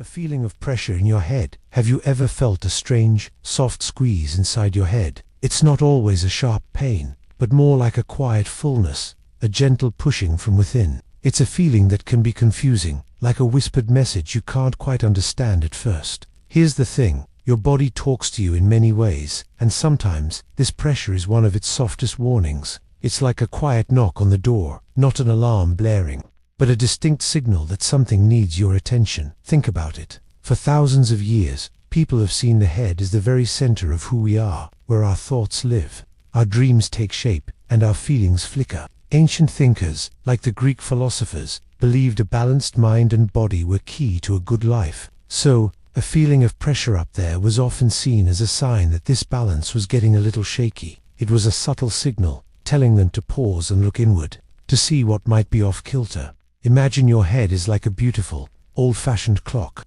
Most of the time, the gears inside turn smoothly, keeping perfect time. But every now and then, if too much dust gets in, or if one of the springs gets a little tight from running too fast for too long, you might start to hear a tiny, struggling sound. That pressure feeling can be like that tiny sound. It's not the whole clock breaking down, but a quiet sign that maybe you've been rushing, or carrying too many worries, or not getting enough rest. It's like your brain gently saying, hey, can we just slow down for a moment? So, when you feel that kind of pressure, it's not just a physical sensation, it's an invitation. It's your own incredible body asking you to listen, to be kind to yourself. It's a chance to stop, breathe, and think about what you might need. Maybe a moment of quiet, a drink of water, or simply to let go of a thought that's been pressing down on you. It's a reminder that your mind, like that old clock, deserves gentle care and attention. Your glands feel swollen. Have you ever woken up and felt a strange little bump under your jaw, or a tender spot in your neck? Maybe it feels a bit bigger than usual, a little swollen. It's a quiet signal, one of your body's most ancient warnings. We're talking about your glands, often called lymph nodes. Think of them as tiny, watchful guard stations spread throughout your body. Their job is super important. They're like the first line of defense, filtering out all the bad stuff, germs, viruses, anything that doesn't belong. When they feel swollen, it's not just a random ache. It's a sign that these tiny stations are busy, working overtime to protect you. People have noticed these changes for a very long time, stretching back to ancient times. Doctors long ago, without fancy microscopes, understood that these lumps meant the body was fighting an unseen battle. They saw it as the body literally putting up a sign, warning, work in progress. It's a deep, powerful message from inside you, a sign of your own personal defense system kicking into high gear. Imagine your body is like a big, important city. When there's a problem, like a tiny invader trying to sneak in, the local police station that's your gland gets flooded with officers and equipment. It expands because it's doing its job, gathering all its strength to push back the threat. It's working hard, protecting the whole city, protecting *U*. So, when your glands feel swollen, remember, it's not just a lump. It's a message, a small, tender reminder of the incredible effort your body makes every single second to keep you safe. It's a quiet testament to the endless, tireless work happening within you, a silent hero fighting for your well-being. It asks us to pause, to listen, and to appreciate this constant, unyielding protection we often take for granted. It's a small, physical whisper that says, "I'm here, and I'm fighting for you." Always feeling stuffed up? Have you ever just felt stuffed up? Not just for a day or two, but always, like a constant, quiet hum in your head, a slight pressure that never fully goes away. It's a strange feeling, isn't it? Like you're forever breathing through a filter, or missing a truly clear breath. And here's the thing, sometimes this isn't just a simple stuffy nose from a passing cold. Your body might actually be trying to tell you something more. It's like a soft, steady whisper, hinting that things aren't quite in balance. Maybe it's allergies you don't realize you have, or something in your environment that's not quite right for you.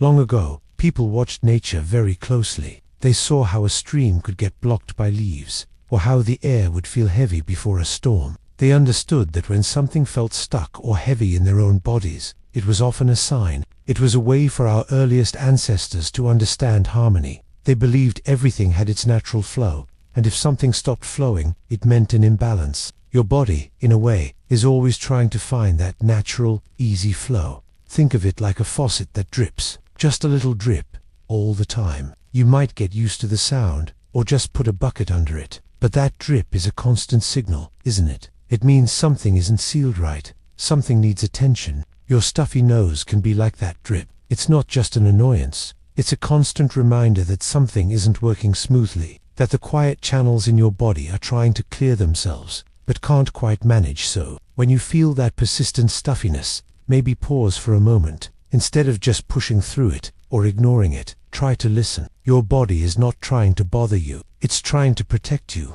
It's a quiet invitation to understand yourself a little better, to notice what your inner world is needing. It's about giving yourself that gentle care, that deep attention, that can bring back a truly clear, easy breath. Trouble hearing people? Have you ever felt like someone was talking to you, but their words just drifted away, like whispers carried off by the wind? It's not just about things being too quiet. Sometimes, it's like your ears can't quite grab onto the individual sounds, making everything a jumble. It's a strange feeling when the world around you starts to sound a little muffled, as if you're listening from underwater, or through a thick blanket. For as long as humans have gathered together, hearing has been a vital part of how we connect. Think about ancient storytellers sharing tales by a fire, or friends whispering secrets. Our ears are built to pick up subtle tones, the laughter in a friend's voice, the serious note in a teacher's words. This sense helps us feel safe, warned, and most importantly, deeply connected to each other. When this natural link starts to weaken, it can create a quiet kind of loneliness. Imagine you're at the lunch table with your friends, everyone laughing and sharing a funny story. You see their mouths moving, you hear sounds, but you keep missing key parts. You might smile and nod, pretending you caught the punchline, but inside, a little part of you feels left out. Or maybe in class, you miss an important instruction and suddenly feel confused, wondering what everyone else is doing. It's like a secret language you're no longer fluent in. Trouble hearing isn't just about the sounds you miss. It's about the silent distance that can slowly grow between you and the people around you. Our ears are like delicate bridges for understanding and shared moments. When those bridges start to fray, it becomes a gentle but firm reminder. It asks us to lean in closer, to truly look at people when they speak, and to appreciate every clear word we share. It teaches us to listen with more than just our ears, but with our full attention. So no important message, no shared laugh, truly drifts away unheard. Your muscles feel super weak. Have you ever had a day where your arms just felt like lead, or your legs felt wobbly, even when you haven't really done anything? It's not just being tired after a long run or a tough game. This feeling is different. It's when your muscles, the very things that help you move and live, suddenly feel like they've lost their power. It's a deep kind of weakness, like the strength has just drained right out of you. Think about it. Our bodies are amazing. They let us jump, run, lift things, even just pick up a pencil. But when your muscles feel super weak, it's like your body is whispering, or maybe even shouting, "Hey, something isn't right here." It can feel strange, even a little scary, because it's not what we expect from ourselves. It's your body sending a message, asking for your attention, telling you it needs help. For thousands of years, People have seen the body as this incredible, complex machine, or even a sacred temple. Ancient Greek doctors, like Hippocrates, believed deeply in observing the body's signs. They thought weakness wasn't just bad luck, but a signal that the body's inner balance was off. They understood that when your strength leaves you, it's a big sign. It means something inside is struggling to keep things working the way they should. Here's the thing. Imagine you're trying to open a jar you usually open eyes, but today, your hand just trembles, and the lid won't budge. Or maybe your backpack, which you carry every day, suddenly feels impossibly heavy. That's what this kind of weakness can feel like. It's a disconnect between what you want your body to do and what it can actually achieve. It's like your usual power has just vanished. So, when your muscles feel super weak, it's more than just a physical sensation. It's a powerful and quiet plea from your own body. It's a chance to pause, to listen closely to what it's trying to tell you. Every moment of weakness is a reminder of how precious our strength is, and how much our body relies on us to notice when it's hurting. It asks us to care, to understand, and to find out why. Getting Charlie horses. Often have you ever woken up in the middle of the night with a jolt? That sudden, sharp grab in your leg, twisting it into a painful knot. It feels like your body has turned against you, doesn't it? This intense, unexpected muscle spasm is what we often call a Charlie horse. It's just a muscle cramp, yes, but when it happens a lot, it's like a quiet, insistent shout from your body, trying to get your attention. Here's the thing. A Charlie horse is when a muscle tightens up hard and won't relax. It often hits your calf or thigh. Usually, it's just a one-off from being tired or needing more water. But when these painful cramps keep coming back regularly, that's a different story. It's a clear sign. Your body is trying to tell you something deeper, something vital about its well-being. People have dealt with these cramps for ages. The name Charlie horse itself is old, probably from baseball in the late 1800s. Perhaps named after a lame horse or a pitcher with constant muscle cramps. It shows how long we've been trying to understand these weird messages from within. Imagine your phone. When its battery gets low, it doesn't just die. It gives you a warning, flashes an icon, or makes a small sound. It gives you a chance to plug it in before it shuts down. Your muscles are doing the same thing with frequent Charlie horses. They might be saying, "Hey, I'm missing something important." Perhaps you need more potassium, magnesium, or just better hydration. Or maybe you're pushing yourself too hard, ignoring your need for rest, and your muscles are totally worn out, begging for a break. It's easy to just rub the cramp and try to forget the pain as soon as it passes. But what if we paused? What if we saw these painful moments not as random attacks, but as gentle, yet firm, nudges from our own amazing internal system? It's a chance to pause, to truly check in with ourselves, not just physically. Our bodies aren't just machines, they are wise storytellers, always whispering truths, if we only learn to slow down and truly hear them. Every twitch, every ache, is part of that ongoing conversation,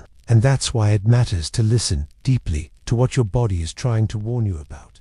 Feeling down or sad for weeks? Have you ever felt a sadness that just sticks around, not for a day, or even a few, but for weeks on end? It's more than just a bad mood, or a tough afternoon. This kind of feeling is like a quiet hum inside you that grows steadier, trying to get your attention. It's a powerful signal, a deep message from your body and your mind, asking you to listen. Think about it this way. Our feelings are like weather. Some days are sunny, some are rainy, but then the sun usually comes back. But when it feels like a storm cloud has settled over you for weeks, blocking out the light, that's different. It's a sign that something deeper is at play. It's your inner self reaching out, needing care. For a long time, people have understood this kind of deep, lasting sadness, even without today's scientific words. Ancient thinkers knew what it meant to feel a melancholy, a heavy heart, a spirit that felt weighed down. They saw it as a moment when your inner world was asking for peace, needing a closer look, like a delicate plant that needs just the right kind of soil and sunlight to truly thrive. Here's an analogy. Imagine your house has a smoke detector. If it beeps once, maybe you burned toast. But if that alarm keeps blaring, day after day, week after week, you know it's not just a small mistake. It's a serious warning, telling you to investigate, to find out what's truly wrong and how to make it safe again. Your long-lasting sadness can be like that constant alarm, telling you that something needs attention, perhaps help. Listening to this signal isn't about being weak. It's about being truly strong and kind to yourself. It means acknowledging that your feelings are messengers, even the hard ones. This is your body, your mind, your whole being, asking for understanding, for comfort, or for someone to talk to. It reminds us that sometimes the most profound wisdom comes from paying quiet attention to what our own heart is trying to tell us. Having trouble staying focused? Do you ever find your mind just drifting away? One moment you're trying to read, the next you're thinking about snacks or that funny video. Your brain just won't stay put. It jumps from one idea to another, struggling to land. We all know that feeling. It's not just being distracted. It feels deeper, like you can't hold on to your thoughts. Even a long time ago, people wondered why our minds act this way. Ancient thinkers, like those in old Greece, talked about how hard it is to control thoughts. They saw the mind as a wild thing, needing gentle practice to stay calm. They would sit quietly, trying to keep their focus steady. They believed a calm mind helped them understand life better. When your mind is clear, they thought, you can see things more truly, both around you and inside. Here's how it works. Imagine your attention is like a powerful flashlight beam. When you're focused, that beam shines bright on just one thing. Maybe it's the words in a book, or your friend talking. But when you can't focus, that light flickers, or it swings wildly, touching everything for a second, but landing on nothing. You pick up a book, the light hits it, then it jumps to the window, then your phone, then back to the book. Then it's off to thinking about dinner. It's hard to see clearly when the light keeps moving so fast. So, when your mind keeps wandering, it's not always because you're not trying. Sometimes, it's a quiet whisper from your body, or your deeper self. It might be trying to tell you something. Maybe you're tired, or stressed, or there's a feeling you've ignored. This struggle to focus can be a gentle invite. An invite to pause, to listen, and to ask what your mind truly needs. It's a chance to be kind to yourself, to understand what's happening, instead of just feeling bad. A stiff neck that hurts. Have you ever woken up, and just turning your head felt like a huge task? That sharp, pulling feeling, like a knot tied deep inside your muscles. It's more than just a bad night's sleep sometimes. It's a message, loud and clear, from a part of your body that holds so much. Your neck supports your head, the very center of your thoughts, your view of the world. And when it gets stiff and sore, it's like a quiet protest. Don't think about it. For centuries, people have understood how our bodies tell stories. Ancient thinkers saw our bodies mirroring our inner selves. A stiff neck, in some old wisdom, wasn't just about muscles. It was a sign of being unwilling to see another side, or carrying a heavy burden of worry, making it hard to look around. It's like when you're really stressed about a big test, and you find yourself clenching your jaw without even realizing it. Your body is holding on to that stress. Here's the thing, your neck is a bit like the hinge on a door that needs oiling. If you try to force it open, it creaks and resists. But if you take a moment, gently add some oil, it moves smoothly again. Our necks often get stiff because we spend hours looking down at our phones, or hunched over books, or feeling tense about things happening in our lives. The muscles tighten up, trying to protect something. Maybe your thoughts, maybe your feelings. So, when your neck hurts, it's not just a physical ache. It's your body asking you to pause, to maybe lift your head, literally and figuratively, to check in with what you're carrying, and see if you can let some of it go. It's a quiet invitation to be a little kinder to yourself, to stretch, to breathe, and to remember that your body is always talking. If we just learn to listen. Numbness in your fingers or toes. Have you ever felt your hand or foot go completely numb, like it just isn't there? This strange absence of feeling is what we call numbness. It's a quiet signal from your body, often a gentle whisper that something isn't quite right. Here's what I found. When your fingers or toes go numb, it means tiny nerve messages, the ones telling your brain what you feel, aren't getting through clearly. It's like a cell phone signal dropping out for a moment. This might be because a nerve is gently squished, or maybe not getting enough blood. Most times, it's harmless, like when your arm falls asleep because you leaned on it funny. But sometimes, it's a deeper message, a clue to something more. Think about it this way. The ability to feel, to experience touch, is so important. Philosophers, ancient ones like Aristotle, wrote about how our senses connect us to the world. He saw touch as a most basic, vital sense, helping us understand safety, comfort, and even danger. To lose that, even for a moment, feels unsettling. It's a reminder of how much we rely on our body's constant communication. It's like when you're playing a video game, and suddenly the controller goes dead. You press buttons, but nothing happens. Your connection to the game is broken. That's how numbness feels for your body. The world is still there, but your personal sensor isn't reporting back. This might work for you to understand why it feels so strange. So, when your fingers or toes feel numb, pause. It's more than just a weird feeling. It's your body talking, telling you to pay attention. It reminds us how amazing our nervous system is, and how every sensation helps us navigate our day. It's a quiet reflection, a chance to appreciate the feeling of life itself, and to listen carefully to what our amazing bodies are trying to tell us.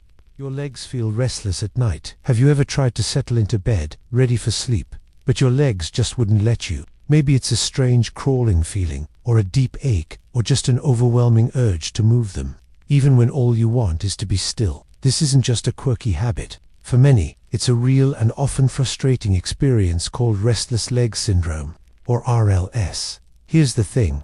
It's like your legs have a mind of their own right when you're trying to relax. People often describe it as an uncomfortable, tingly sensation that only gets better if you get up and walk around. But then, as soon as you sit back down, it can start all over. This can steal your sleep, leaving you tired even after a full night in bed. This strange need to move has been noticed for centuries. Back in the 1600s, a doctor named Thomas Willis wrote about people whose limbs felt twitchy and restless at night. He described how it kept them awake, even when very tired. It shows us that our bodies have always found ways to send messages, sometimes in quiet, confusing ways. Think of it like this. Imagine your brain is a conductor, trying to make all parts of your body work together. But sometimes, one section, like the legs, gets a little offbeat, wanting to march to its own drum. It's almost like a quiet alarm going off inside you.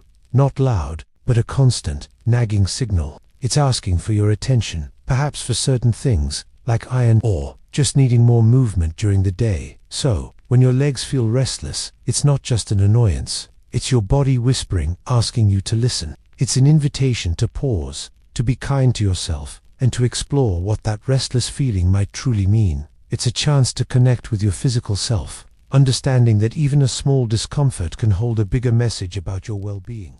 Getting sunburn is have you ever stood in the sun, even for a little while, and suddenly felt that telltale sting, that uncomfortable warmth spreading, and then, bam, a bright red sunburn appears, almost instantly, while your friend next to you is just getting a golden glow. It feels unfair, doesn't it? Like your body is letting you down, or playing favorites. But here's the thing, it's not a failure. It's your body giving you a clear, important signal. Inside your skin, there's a natural protector called melanin. Think of melanin as your body's own personal, built-in sunscreen. It's a pigment, a color, whose job is to absorb the sun's powerful UV rays before they cause damage. The more melanin you have, the more protection your skin has, like a stronger shield against the sun's intensity. This natural shield developed over thousands of years as early humans moved across Earth. Those whose ancestors lived closer to the equator, where the sun was strongest, developed more melanin to build that defense. For people whose ancestors lived further north or south, with less intense sun, that same need wasn't there. Their bodies adapted differently, with less melanin. It's a story woven into our DNA, a silent echo from our distant past, showing how deeply connected we are to the places our families once called home. Imagine two different fabrics. One is a thick, dark canvas, designed to block a lot of light. The other is a delicate, light linen, beautiful but more transparent. Shine a strong flashlight on both. The canvas barely lets light through, but the linen shows the light much more easily and feels the heat quickly. Your skin is kind of like that. Some skin types are naturally more like the linen. They absorb more sun and react faster to its strength. So when your skin burns easily, it's not a flaw. It's just your body speaking to you, very directly. It's not saying you're wrong. It's saying, I need some extra help today. Please protect me. It's an invitation to pause, to listen carefully, and to respect the unique way your skin works. Understanding this can help you connect more deeply with your own well-being, moving from frustration to a gentle, mindful care for yourself under the vast, ancient sky. Feeling super sensitive to sound, have you ever been in a regular place? Maybe your kitchen, and suddenly the sound of the microwave humming feels like a jet engine, or the clatter of dishes is like an explosion right next to your ear. It's not just a little annoying, it's a deep, unsettling feeling that something is truly off. This isn't about simply disliking really loud noises, which is normal for anyone. This is when everyday sounds, things most people barely noticed, start to feel like a physical assault, making your nerves jangle and your head pound. Here's the thing. Our bodies are amazing at protecting us. For thousands of years, our ancestors relied on sharp hearing to survive. A rustle in the leaves could mean danger, a distant growl, a predator. That super-sensitive hearing was a powerful tool, a critical warning system. But what happens when that system goes into overdrive, even when there's no real danger around you? It's like your internal alarm bell is stuck, ringing constantly, even when everything is actually calm.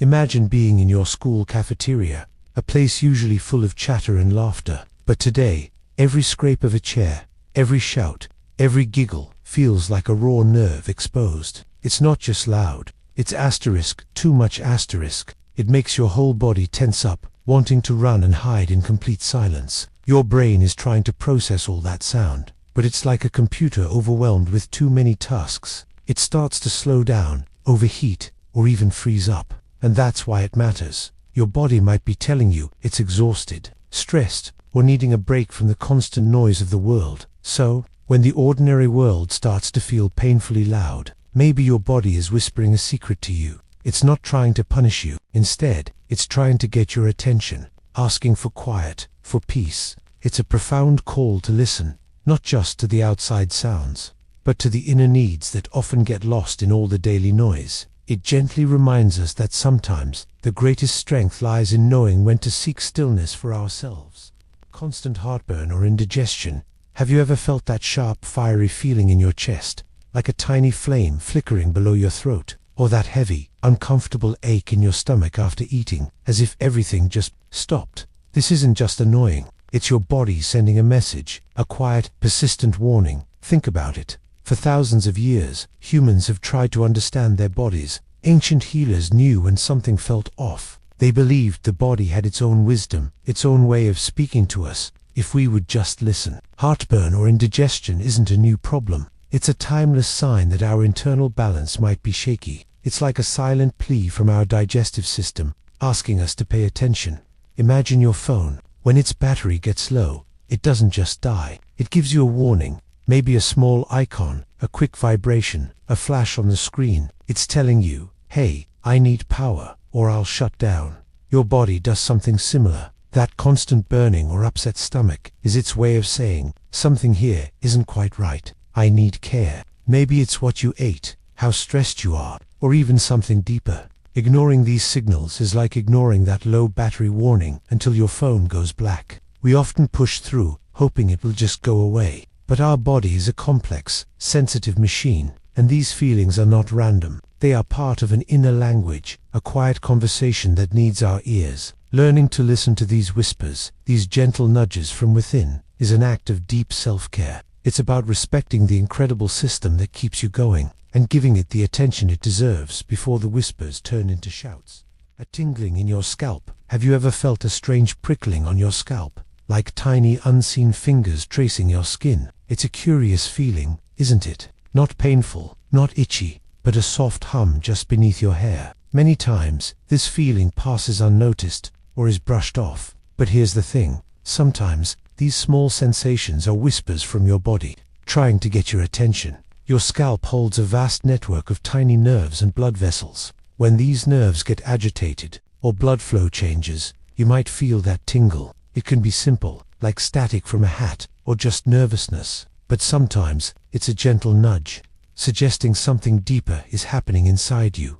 For ages, people saw the head as the center of thought and feeling. Ancient cultures sometimes believed unusual scalp sensations meant a spirit was talking, or a powerful new idea was forming. They saw it as where our inner world met the outer. They knew the head was important, even without understanding nerves. Here's an example. Imagine you're about to take an important test. Your heart races. You might feel a faint tingle, like a gentle current, at the top of your head. It's not fear, it's a focused intensity. Your body prepares, sharpening senses, sending energy to your brain. It's a sign of heightened awareness, showing your mind is engaged and ready. So, when you feel that small tingle, take a moment. Don't just ignore it. Ask, what might my body be telling me? It's not always a danger warning. It's a quiet invitation to listen. These subtle sensations are part of being alive, a secret language between you and your amazing self. They help you hear the quiet wisdom within.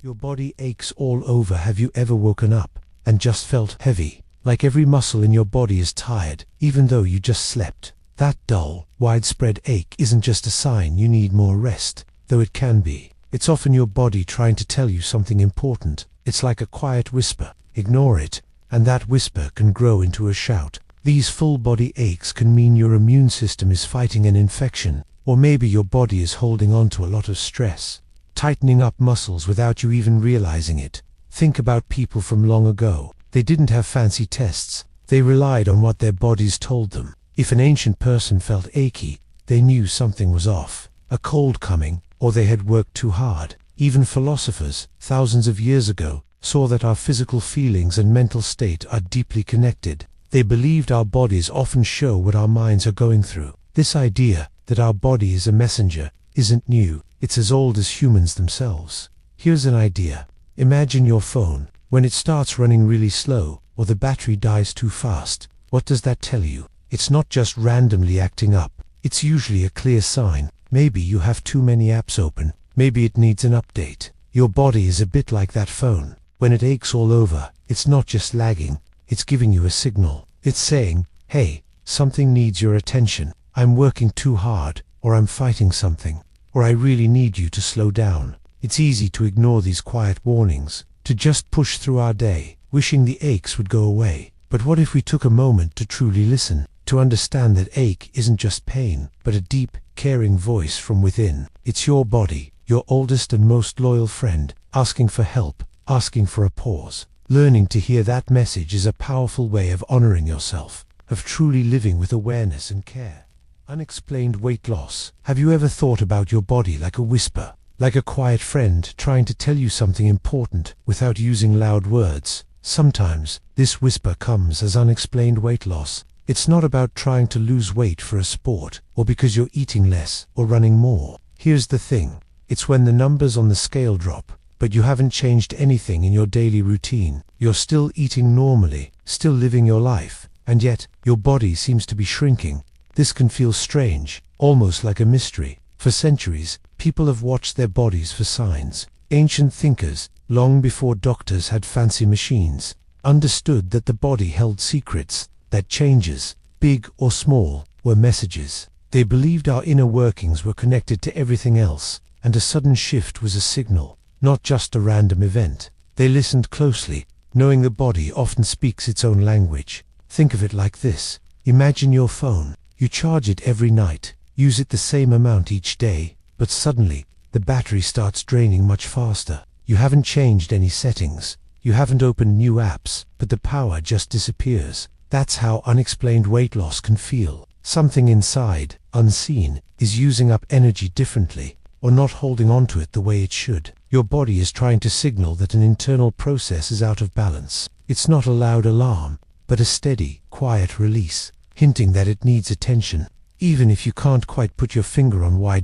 It's a powerful reminder that our bodies are always working, always adjusting, often without us even knowing. When something shifts like this, it's not to scare us, but to invite us to pay closer attention. It's an invitation to listen to that silent language, to honor the gentle warning, and to seek understanding. Sometimes, the quietest messages are the most important ones. They ask us to pause, to observe, and to care for the intricate home we live in. Feeling jittery or wired? Have you ever felt that strange buzzing inside you, like your whole body is humming with electricity, even when you haven't had a single drop of coffee? It's a feeling of being keyed up, restless, like you're ready to sprint but there's nowhere to run. Your heart might beat a little faster, your thoughts might race, and it feels impossible to just settle down. This isn't just a random feeling. Here's the thing. Your body is sending you a very clear message. Think of it like this. Deep in our history, humans faced real dangers every day. A tiger in the bushes, a rival tribe. Our bodies learned to react fast. This is called the fight or flight response. A surge of chemicals like adrenaline floods your system, making you strong, alert, and quick. Ancient philosophers often wondered about this connection between our thoughts and these sudden body changes. They knew our inner world could make our bodies tense or calm. Today, we don't usually run from tigers, but our bodies still use this old system. Maybe it's before a big test, or right before you have to give a presentation to your class. Your body senses a threat, not a physical one, but a social or academic one. And so, the alarm bells ring. It's like a smoke detector in your house that goes off because you burnt toast. There's no big fire, but the alarm still screams its warning. Your body is just trying to protect you, but sometimes it overreacts to the burnt toast of modern life. And that's why it matters to listen. When your body feels jittery or wired, it's not trying to trick you. It's asking for your attention. It's a silent plea to figure out what's making the alarm sound.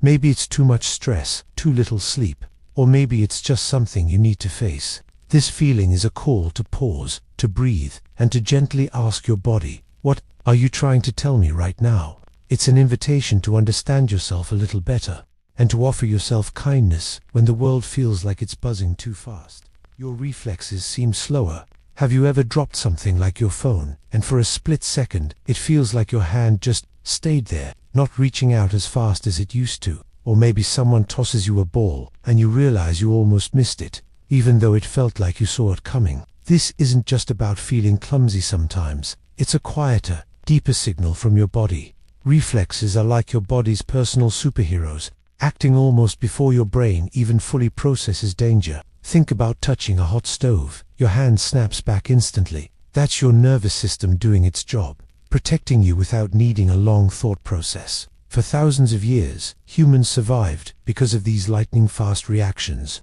Our ancestors needed them to escape danger, to hunt, to simply stay alive in a world full of surprises. Philosophers and thinkers from long ago, like the ancient Greeks, often wondered about this amazing link between our minds and our bodies, how one could command the other so quickly, often without us even consciously trying. It's a miracle of our design, really. But here's the thing. When these automatic responses begin to feel sluggish, even just a little, it can be a gentle whisper. It's like your internal alarm system is ringing a soft bell, asking you to listen. Imagine trying to catch a falling glass, and your hand moves, but not quite with the urgency it once had. It's not a failure, but a message. It could be tiredness, or stress, or even just your body saying, "Hey, I need a little more care." It reminds us that our bodies are not machines that stay the same forever. They are living, breathing stories, changing with every passing day. This small change in speed might be a quiet invitation to pause, to observe, and to simply be kind to the intricate, wonderful system that is you. It's a chance to tune in and appreciate the incredible speed and wisdom that usually flows through you, without you even having to ask. Trouble controlling your bladder. Have you ever felt that quiet worry? The sudden urge that arrives without much warning, or maybe a tiny leak that feels like a secret your body is trying to tell only you. It's a very personal thing. This feeling of losing control over something so basic. Your bladder usually works like a perfect, silent guardian, holding liquids until the right moment. But sometimes, it starts sending different signals. Signals that might feel embarrassing or just confusing. Here's the thing. Our bodies are incredible machines, with many internal switches working without us thinking. We often take for granted being able to decide when to use the bathroom. Losing that control can feel like a part of your independence is slipping. Historically, the ability to control these functions was seen as a key part of maturity. But it's not a weakness. It's more like a subtle message, a quiet tap from your internal self. Think of it like a faucet that starts to drip. At first, it's just a little bit easily ignored, but those drips might become more frequent. The faucet isn't broken. It's just telling you a washer is worn out, or it needs a small adjustment. Your body is doing something similar. It's not trying to be difficult. It's simply showing you that a part of its system needs attention. Maybe the muscles aren't as strong, or there's a tiny irritation, or even a different, bigger message hiding underneath. So, when your body whispers this warning, try to listen without judgment. It's not about blame or shame, but curiosity.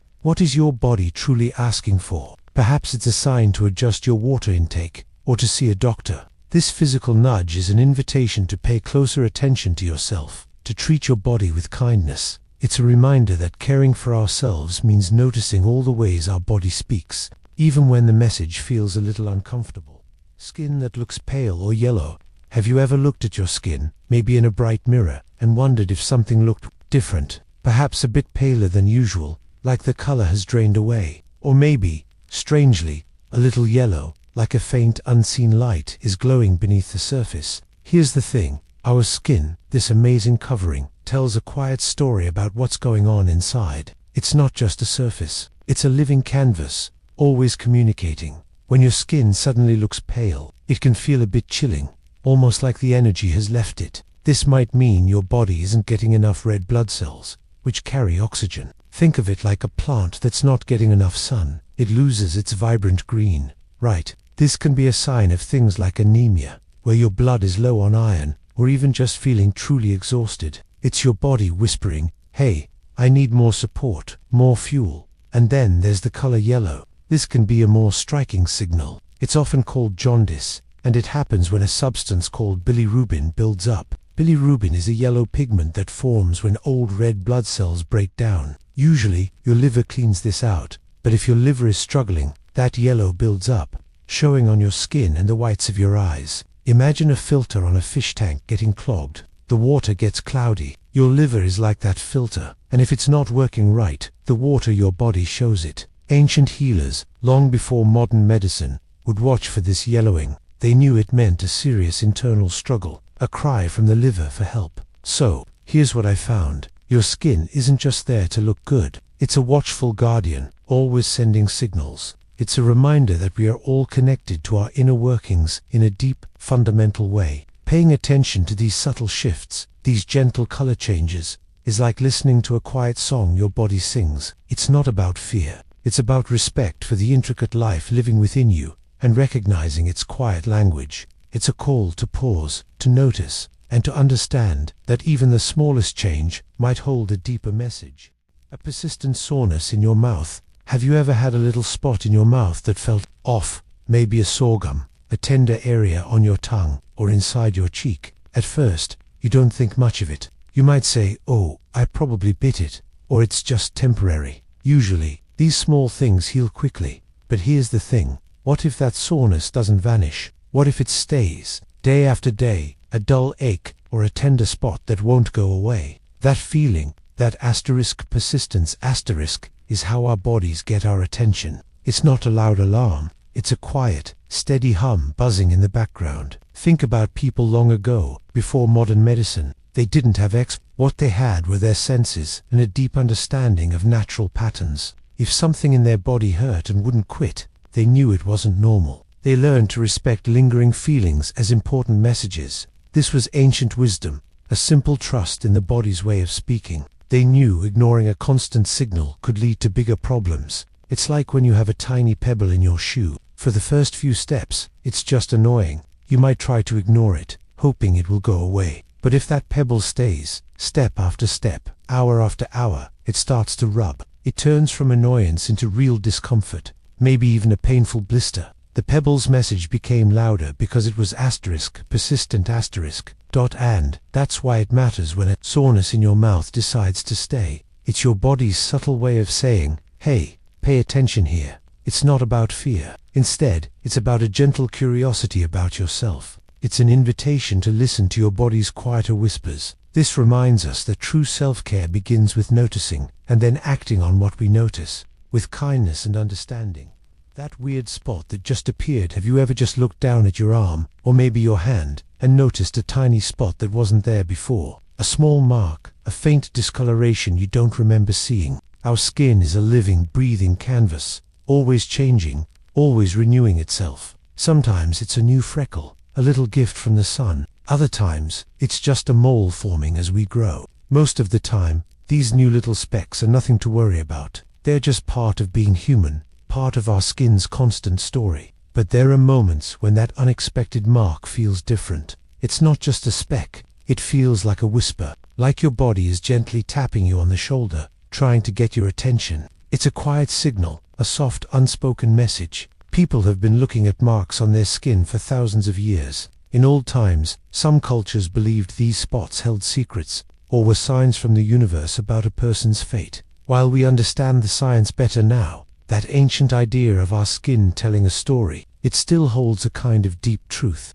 Our skin truly does map out our lives, day by day, experience by experience. Think about your favorite t-shirt. You've worn it 100 times. Then one day, you notice a tiny, unfamiliar stain on it. It's small, maybe not even noticeable to anyone else, but you see it. You wonder, where did that come from? Was it from yesterday's lunch, or something else? You don't panic, but you notice it. You pay attention. That's how these little spots can be. They're not always shouts of alarm, but often gentle nudges, a quiet suggestion to pause, to feel into your own body, and just be aware. It's about listening to the quiet, subtle language your body speaks, not with fear, but with a calm, caring curiosity. It's a reminder to honor the incredible machine that is you, and to pay attention to its subtle wisdom.